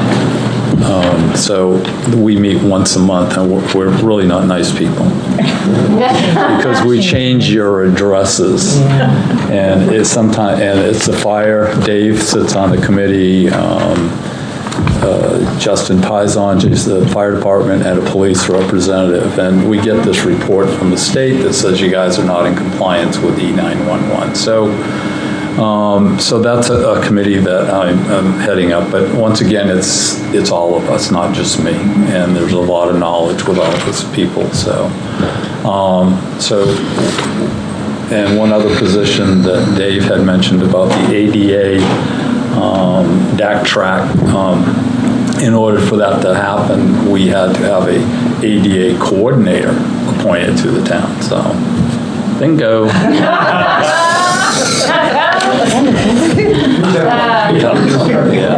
Nice. So, and I working with Jeff Beck. We need to get together about a budget for the ADA stuff to, start attacking these things. And I know we just did Linden Street on new paving out there, and they're doing all the tip down. So when we do things like that, they do react to the ADA compliance things. And then, so that was something we had to have that was a requirement for the state or the federal government. So with that, if you have any questions for me, Tom? Chris? Go ahead. I just have one question about this DAC tracking software. Yes. Is that available to the public? I believe it is. What is it? The software that tracks us ADA work. Oh. It'd be really nice to see us burning down all these projects over time, saying, we started with 100, now we're down to 84 because we got 12 done in 2022. Right. Yeah. I'd really like to be able to see that. It tells a great story. Yeah. I don't know if it's online or not. It's not on the website. I think we'd have to get a version of it out there. Yeah. Even just I sent it to a yearly update would probably be enough. Yeah. Annual update. The report is on the website, which lists all the things that the DAC track software identified. Oh, that is, okay. So that is on the website to take a look at. Yeah, I don't think we have Jeff and I have not really come up with a checklist. I mean, we've kind of done things like at the town hall, little things, the littler things. Take credit for them. But little things add up. Yeah. Excellent. Any further questions? Yes, if you wouldn't mind maybe discussing the mandators, the so-called 911 discrepancy or issue. How did we have shortcoming as a town with that? And then how did you come up with this committee, and does it have a budget impact? I want to say, I wish Dave was here, but I wish, so this was something that came down from the state, and basically it was police and fire that needed to coordinate their address system. We had a lot of streets that were, similar names. Yeah, so there were these, like Pine Street, Pine Road, things like that were redundant. JD Hill Ave, JD Hill Circle, and so we did change a few of those, like JD Hill Ave or Circle. I think we changed to Fairway Drive because of the golf course. So it's suburban. Yeah, and so there was, and then the addressing system. They did not meet the addressing system, the standard addressing system. Odds are on the right hand side going from the town out. Evens would be on the right-hand side, left-hand side, and things like that. And some of ours were kind of a mishmash of wherever it happened, it came in for a subdivision and they just gave it a title and a name of the street. The other thing is we do not allow the names of streets that have proper names. Like Douglas Way would not be an appropriate name. Wow. By today's. Two S's. Yeah, right. So it sounds like they have a threshold, like you can maybe screw up one or two streets, but you're in violation. Yeah. Screwed up like 20 or 30. Yeah, at the beginning, we really whittled it down to, and thanks to Dave and the fire department, the police department, we all got together, and it was a battle. We had to renumber some streets, and there were people that were not happy. I'm sure the Board of Selectmen heard about it. I've had this address for 60 years, and I'm changing it. Now I'm not getting my pizza, But it's working. People are being understanding, and we're getting through it. So we've gotten through the worst part of it. So now Laura, what are the updated numbers? Thank you, Doug. Yeah. 285,195, 285,195. Excellent. Thank you. I'll entertain a motion for that amount for the building department. Second. All those in favor signify by saying aye. Aye. Opposed? Thank you, Doug, for your work. And I feel your pain on the flip phone. I'm hoping that 50 years after we land a man on the moon, that we can figure out how to put smartphone technology in a flip phone. I think they're Next, we're going to budget for an accordion-style business card. I think they're already on. Electronics. All of you. Rolling. Scroll. I don't do well with electronics, But I'm of the old generation, so. You are? Excellent. Old generation. You are? So we got We someone have- informed Darren, or we standing by the door. We have Finance and Economic Development. Is Darren here? Yeah, he's here. Okay, good. Bob, we had a request, if you could acknowledge who's making the motion by name for the minutes, because it can't be heard. Sorry, I have that all written, Joanna, if you want to, Ms. Ray, I have it all done. Just shoot me an email and I'll. So Darren Wyndham is our Economic Development Director. Has been for a number of years. Development is on page 11 of the binder. For new folks, we didn't have a person for years. They had a committee, a volunteer committee, and the town decided it was, we needed someone on staff. So Darren was our first. Been here for how many years now? 8 years. 8 years. Wow. Sure does. He had a full head of hair when he started. Ooh. I can laugh. And there was a Durham economic developer when I started too, just saying. Yeah, I shut that down. So while you're in the building for Andy, the town clerk's tour of the archives, stop at Darren's office on the way in or out of the building and just ask what's happening in town. And he's got lots of interesting insights and information. I love having conversations with him. He'll just have to kill you if he tells you. You didn't hear it from me. No, just kidding. That doesn't happen. So this is another level-funded budget. In talking with Darren, I think this reiterates what Doug said a moment ago, that there's still development happening in town. There's still investment. The town is a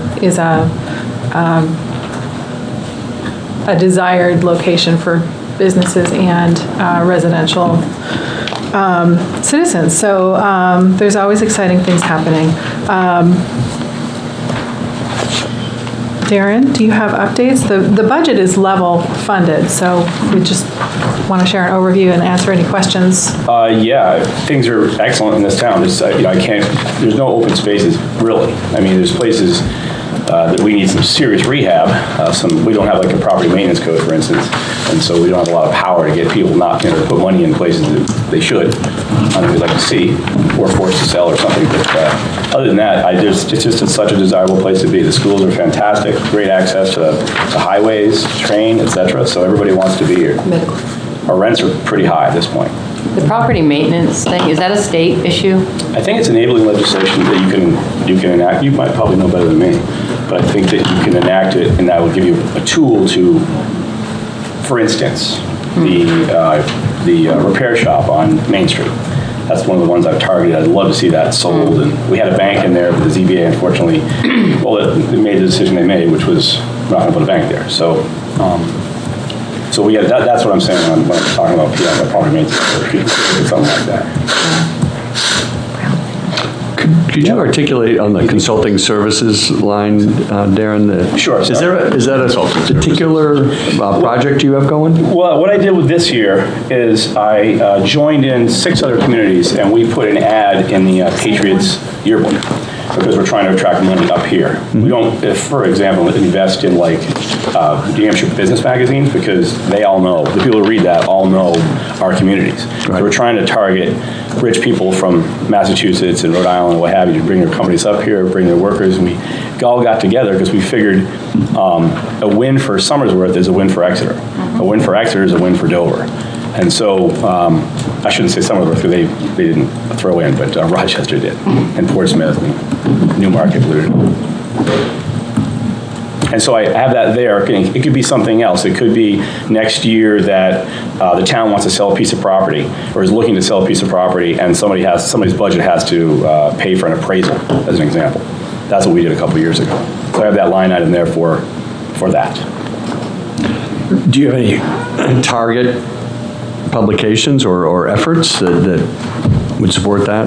We're going to find out if we're successful this year with this ad, and if it's something that we're successful with, we may do that or do something different.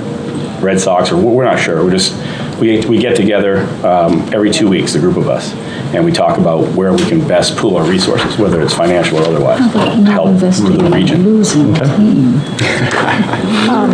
The other note I have is line 55050. That's the conference and meals and education, which is on 55091. That was not spent this year because the cost of travel in 2022 was so high that we would have put him over budget. So Darren postponed that. And so that's now in the budget for next year to finish his Economic Development Institute training. It's a certificate. University of Oklahoma, yep. In Oklahoma, yeah. It's the only college that has economic development, a program like that. Further questions? One comment. Sure. I just wanted to acknowledge Darren's hard work. Over the years, it's been a struggle to get this position funded. It was controversial. And some of the projects and asks that you had in your budget provoked a bit of discussion. And here we are, just in a matter of minutes. The review is completed thanks to the clear evidence of your activies on behalf of the town. Very much. Happy to do it. Not technically budget related, but any projects or things that are happening in the town that you'd like to just highlight while we're sitting here? To hear about anything new or exciting? I was going to say something, but I'm going to catch myself on that one. But yeah, not nothing that you can't discuss, but things that you can discuss. Well, maybe people don't, because believe it or not, I miss a lot. So. We'll fuzz out your face on the video feed. So do you guys know Osram's parcel building B? I don't know if this is in the paper or it's going to be in the paper. But anyway, there's a company that's moving in.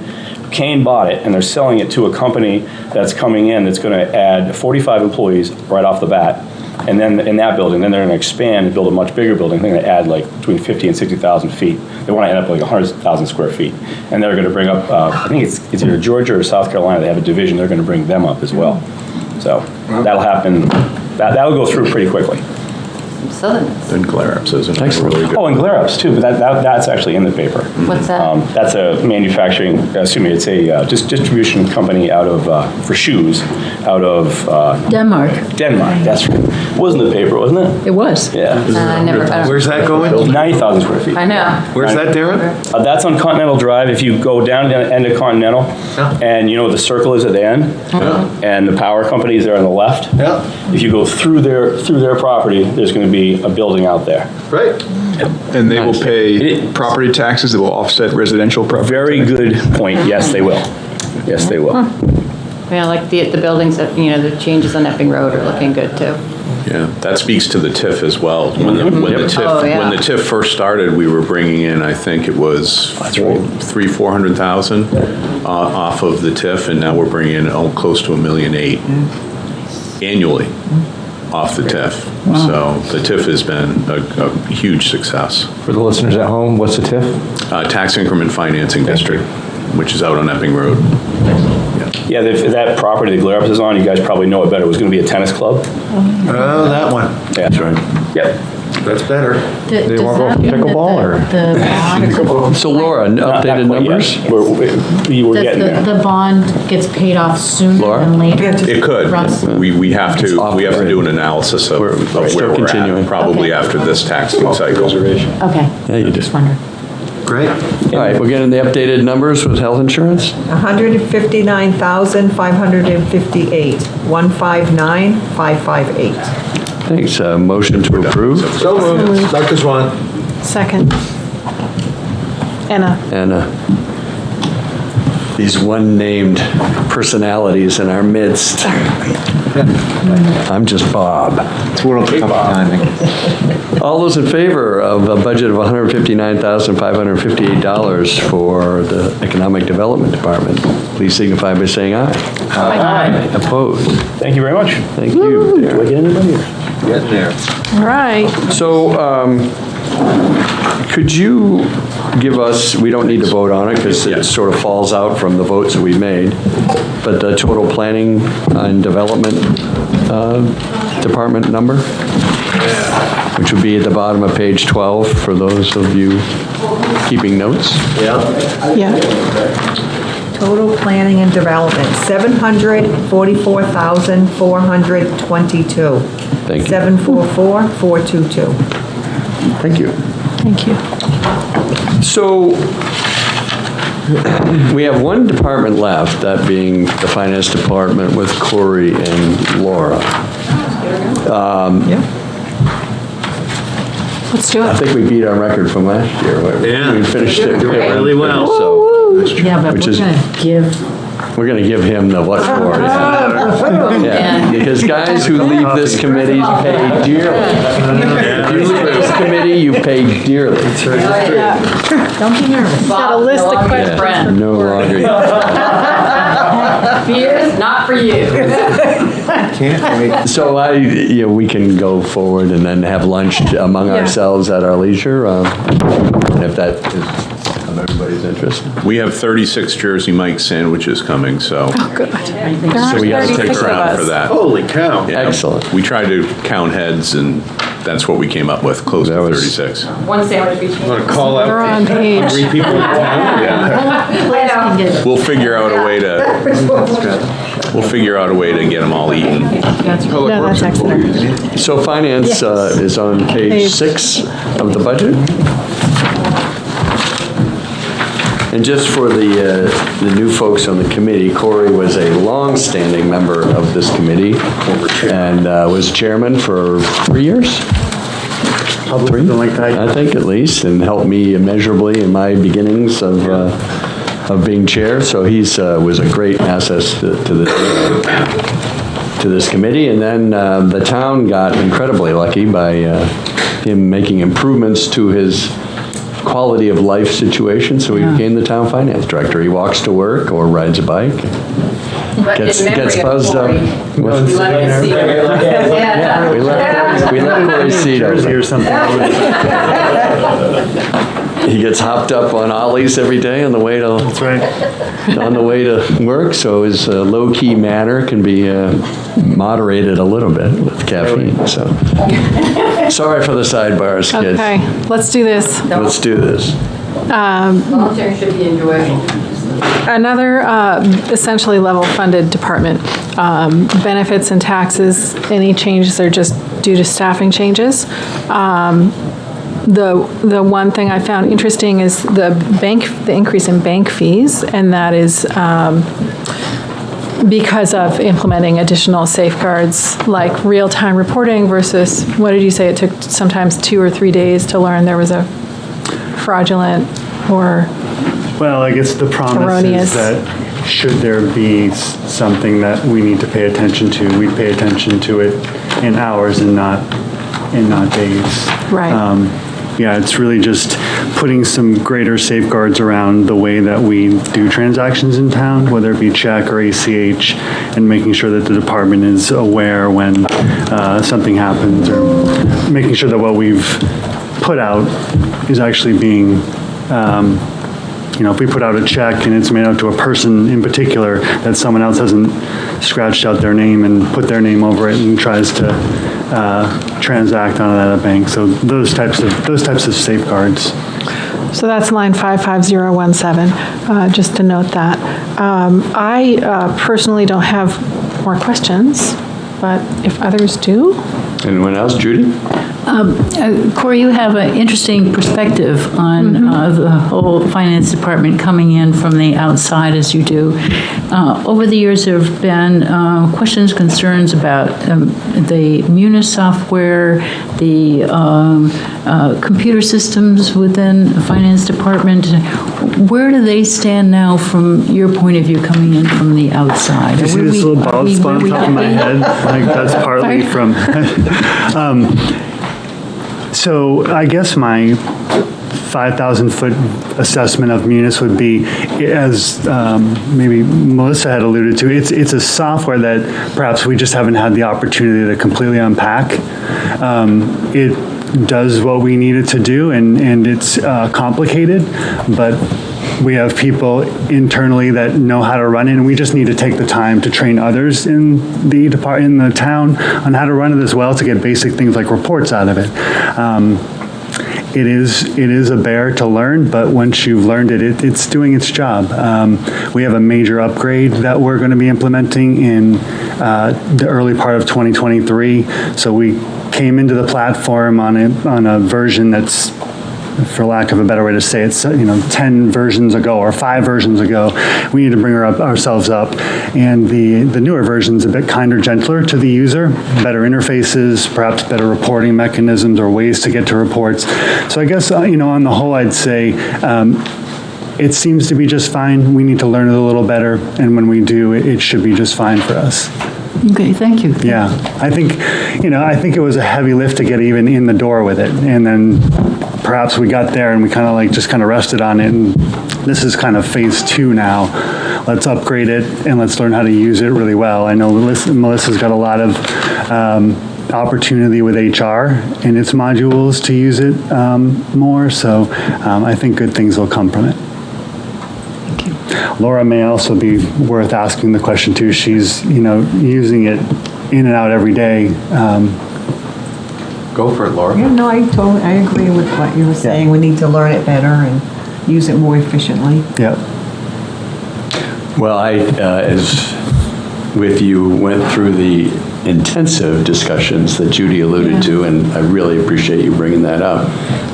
It's great to see that we're finally finding our traction, because, that was an interesting time, and hopefully we can make good use, because we certainly have invested a lot of money in it. So hopefully it helps make your job easier at some point. Any other questions? Comments? Ed? I'll say on that, is it a time issue, like carving out time to train, learn? 'Cause it's one of those things you have, whether it's like a phone, there's so many things you do with it, but you just, you use what you need, and then, is it something you guys should carve time out for departments to say, this is what this can do for you, we want to provide the training so that you can start taking advantage of it? Is that? So our game plan, so we have we have this upgrade we're implementing. It'll go live hopefully in early March. Part of that is HR and finance are going through training on those upgrades now. And the idea is that between our two groups, we will then disperse among the other departments and just make sure that they have some basic, lots of folks in those departments are using it daily, whether it's putting in for payables requests or submitting their payroll for the pay period. They're using it. It's just that there are users who aren't in it every day that because they're not in it every day, every time they go into it, it's like, how do I get there before, So doing some training that way. So once the new upgrade is in place, we'll sort of disperse and sort of be that internal, customer service for the other departments. We get to use it every day, so our training is, well, how did this work before? Oh, we broke that. Let's back up, let's fix it, and then, move forward. So we get that training. It's not a problem of time for us, per se, although testing the new version in order to make sure that it's ready to go live is going to suck up some of our time over the next few months. And that's something we're getting into as we go into November and December. Great, thank you. Anything else? Ed, you had, excuse me, just for a second. Ed, you had something. Pardon me, so in terms of your ongoing certification requirements, I think as an accountant, you have discussed that there are various, professional standards, and could you elaborate on how complicated that can be and whether or not there's need to address any more of those types? Yeah, sure. Well, the complicated part was, 15 or so years ago, getting the degree, the certification. Now the challenge is keeping it current. So every 3 years, as a certified public accountant, I need so many hours of credit work, CPE. So I've plugged that into the budget and to my schedule, and I just try to keep up with it. There's plenty going on out there. We have a really good statewide and nationally support network of municipal organizations. Russ and Melissa spoke to it earlier. Same is true for financial officers. Well, I know that it's been an understatement how high your responsibilities and expertise goes, but I just wanted to reiterate that when Ann and I met with you and your expertise and knowing the interrelationships with Munis and HR, and I think you mentioned Public Works, and I think there's just so much to be confident about there, about managing the funds and, Well, I appreciate that, and I would just like to sort of, on Doug's coattails, I wouldn't have been as far successful as I have been if I didn't have Laura there to sort of like keep me propped up here in the beginning and understanding things and learning processes, and her institutional knowledge has been huge to me, as well as Gail Morin, who's our payroll clerk over there. Their experience and knowledge has allowed me to sort of get into the role and sort of start off in a jog and not a crawl. So it's been nice. Excellent. Well, Laura, let's see if you can live up to the plaudits here and what the updated numbers here for your department. Yes, 342,588, 342,588. I will entertain a motion. Corey, do you want to make that motion? So moved. Chris Suter. Second, Anna. If you hadn't said anything more, I might have tried. Exactly. All those in favor signify by saying aye. Aye. Opposed? Thank you. Mr. Chair, we have a couple of things that the group had requested from the last meeting that we were going to hand out, and I thought maybe now would be an all right time. Sure. You want to send those around? Yeah. Chris, so there's two schedules in the attached paperclip. One are the three warrants and bond issues. That's the very last page of the general fund, the water fund, and the sewer fund budgets. So I think they're already hole punched. You can just stick them at the back and take those in. The other is a transfer schedule year-to-date through I guess it was year-to-date through whenever I ran it a week ago, but it shows you the transfers. We talked a little bit about, transfers of dollars between different line items, and it shows you what the transfers have been year-to-date. As you look through, you'll see that by and large, the transfers have to do with taking the approved collective bargaining agreements and sprinkling those bulk dollars, if you will, up into the budgets where they belong once those agreements or contracts were approved. So if there's any questions after next time, we can talk through those. Excellent, thanks for following up on this. And I apologize at the beginning of the week, you'll get a vacancy list. I had put that together, but I thought we were talking about it, so I didn't print it out. Yeah, Kathy, you would ask for, what's the activity on vacancies from the beginning of the year through where we are now? Melissa's got that together, we just didn't print it out, so next time we can hand that out. Treasurer.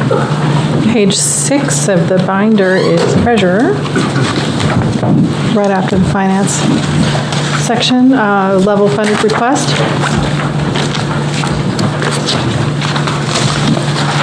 We'll entertain questions at this time. There's a slight drop, right? A slight drop in supplies because you are saving on paper. Thank you.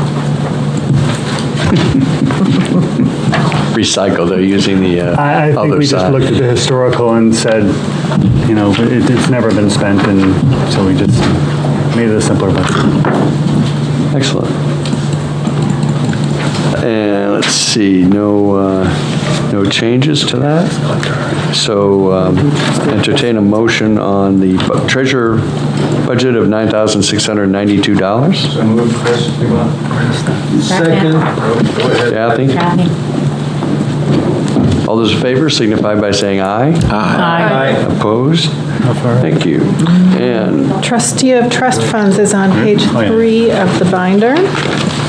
but before, could we just get for housekeeping purposes, the finance total, Laura, on page 8, bottom of page 8?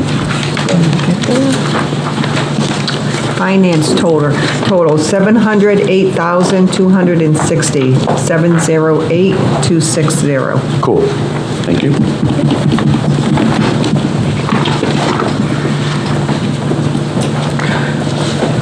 Trustee of trust funds is on page 3 of the binder, and this is a level funded request.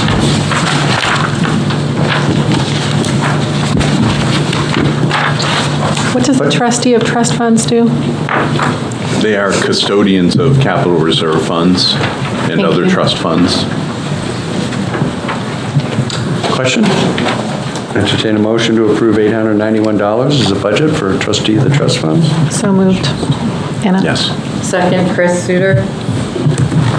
All those in favor signify by saying aye. Aye. Opposed? Thank you. We have anything? That's an elected position, right, on the ballot, and then correct, the sort of the outside trustee to keep an eye on those funds that are municipally owned. Do we have to do page 28? The payroll taxes? Yeah, why don't we do that?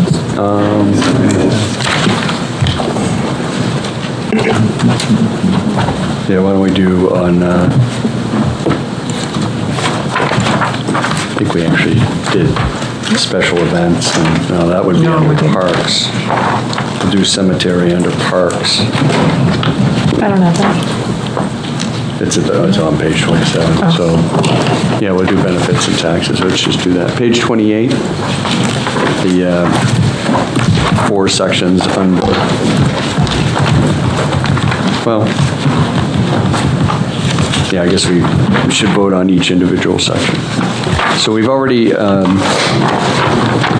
we didn't really need to approve it since it was in the budget, but we sort of reaffirmed our support for the $40,000 request. Yeah. So there was no changes there, so presumably payroll and taxes is still $389,715? Is that true? No. Maybe? No, because the health Oh, because insurance the health reserve insurance has would come change. out. So what's the new, for payroll taxes and benefits, Laura? That is $211,929. 211,929. Excellent, thank you. Wow, that's a Motion to substantial- approve? So moved. We had a reserve for health benefits in there. This is the overall health insurance for the town. And it was a lot less than That's why it seems like such a large estimated. number, but it really isn't. Right, exactly. Many employees. It was estimated at 7.5%, and it's quite a bit less than that. Can I have a second to the motion? Moved by Anna, second by Chris Suter. Never happened in the history of GA. Further discussion? Shall take a moment.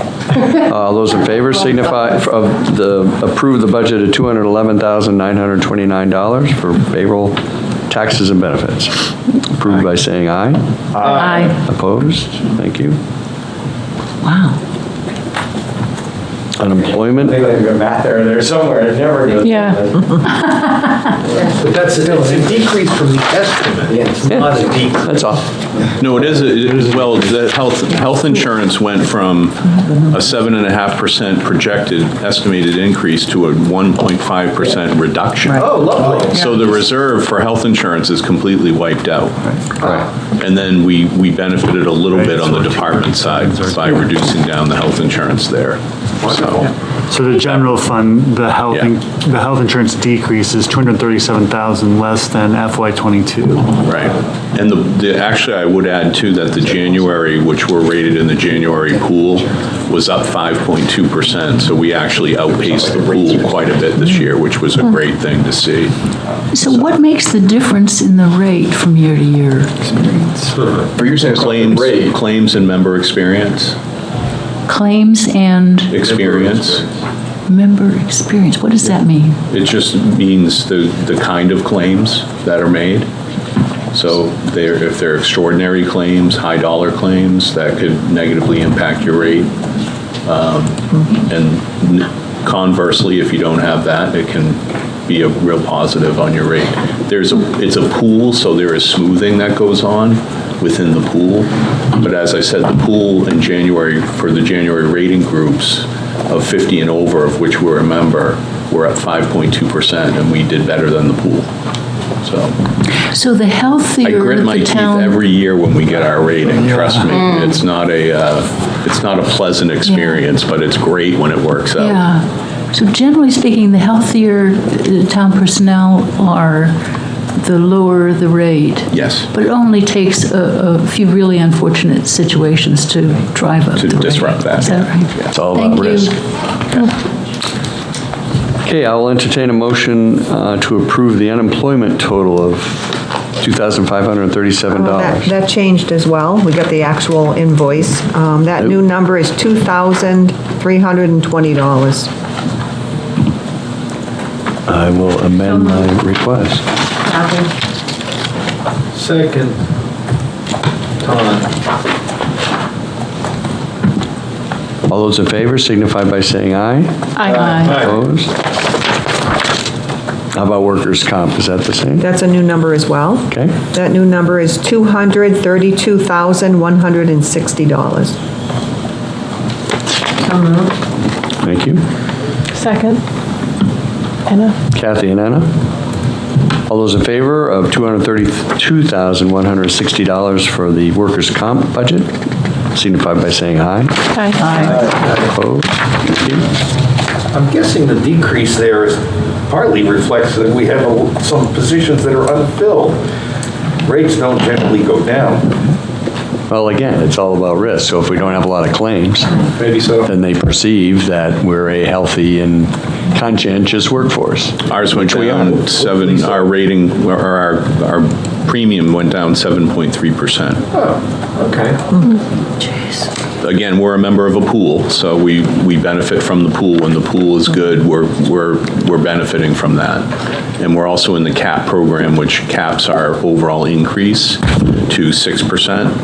But like I said, our experience was better, so we've benefited from that. Great. Insurance total? Yes, that changed. The new number is $77,629. So moved. Thank you, Kathy. And Anna? All those in favor signify by saying aye. Aye. Opposed? Thank you. So a total for taxes and benefits. $524,038. Say again, please. 524,038. Make a motion? No, we don't need to vote No, on we that don't. because we voted for the internal stuff. Okay. Good. So, thank you, Anna and Ed, for walking us through that, and thank you all for bearing with. Amazing. We've become brutally efficient in our old age. Amazing. Flip phones notwithstanding. I'd just like to thank Pam McElroy. She's probably in her office working again, but she was tremendously helpful as far as scheduling and communicating. She did a lot more than just order lunch for us, so just want to recognize her for that. I also overheard Chris Zigmont pointing out that we were given water bottles while there's a bubbler right there. We can fill up our own cups, so I personally will make a point of bringing my own cup. I don't want to clutter Pam's office, but she is the first point of contact for individuals who might come to town hall looking for help if they're, for instance, not adequately housed or need help paying their heating assistance. So I don't know if her office is the right place, but I believe there are probably citizens in town, possibly those who visit her office for support, who are in more need of a plastic bottle of water than I am. So just that. So, John. Is now an appropriate time to get a total general fund number? Did we do that? No, we haven't done police and fire and DPW general and all. Yeah, so I just leave that. Okay. And I would like to thank Russ and his staff for really helping us through this budget process, putting the narrative together. Obviously, we're not done, but good, nice little midpoint. And thank you for answering our questions and working with the initial scrub and all of that. So our next meeting is next Wednesday, the 26th, as we articulated a while ago. That's been changed. Police and fire, Judy and Kathy will be presenting that budget, and then DPW general will be the week after. So that's next Wednesday at 6:30 in this room. And we do have some subcommittee meetings. Again, just communicate with Pam on posting those meetings if you would. We do have lunch out here, so feel free to stay and hang out and talk as much as you want. And my schedule indicates, and it's worth saying out loud, the joint meeting? Yes, please, say that out loud. Oh, right. Correct? Monday. Sorry? The joint meeting on this coming Monday? The select board is meeting on Monday, and we have been invited as a BRC to, it's going to be an updated presentation on the public safety complex. Thank you for bringing that up. So that's it. You look online to see where it is as an agenda item. It's probably not right off the bat at 7. Right off the bat. It will be right, like 7:05? Fantastic, thank you. All right, thank you, Nika. So, there you go. So that'll be your time to get a really good detail into the weeds on the public safety complex in anticipation of our CIP discussions. Yeah. Excellent. So, thank you. Until next Wednesday, we are adjourned.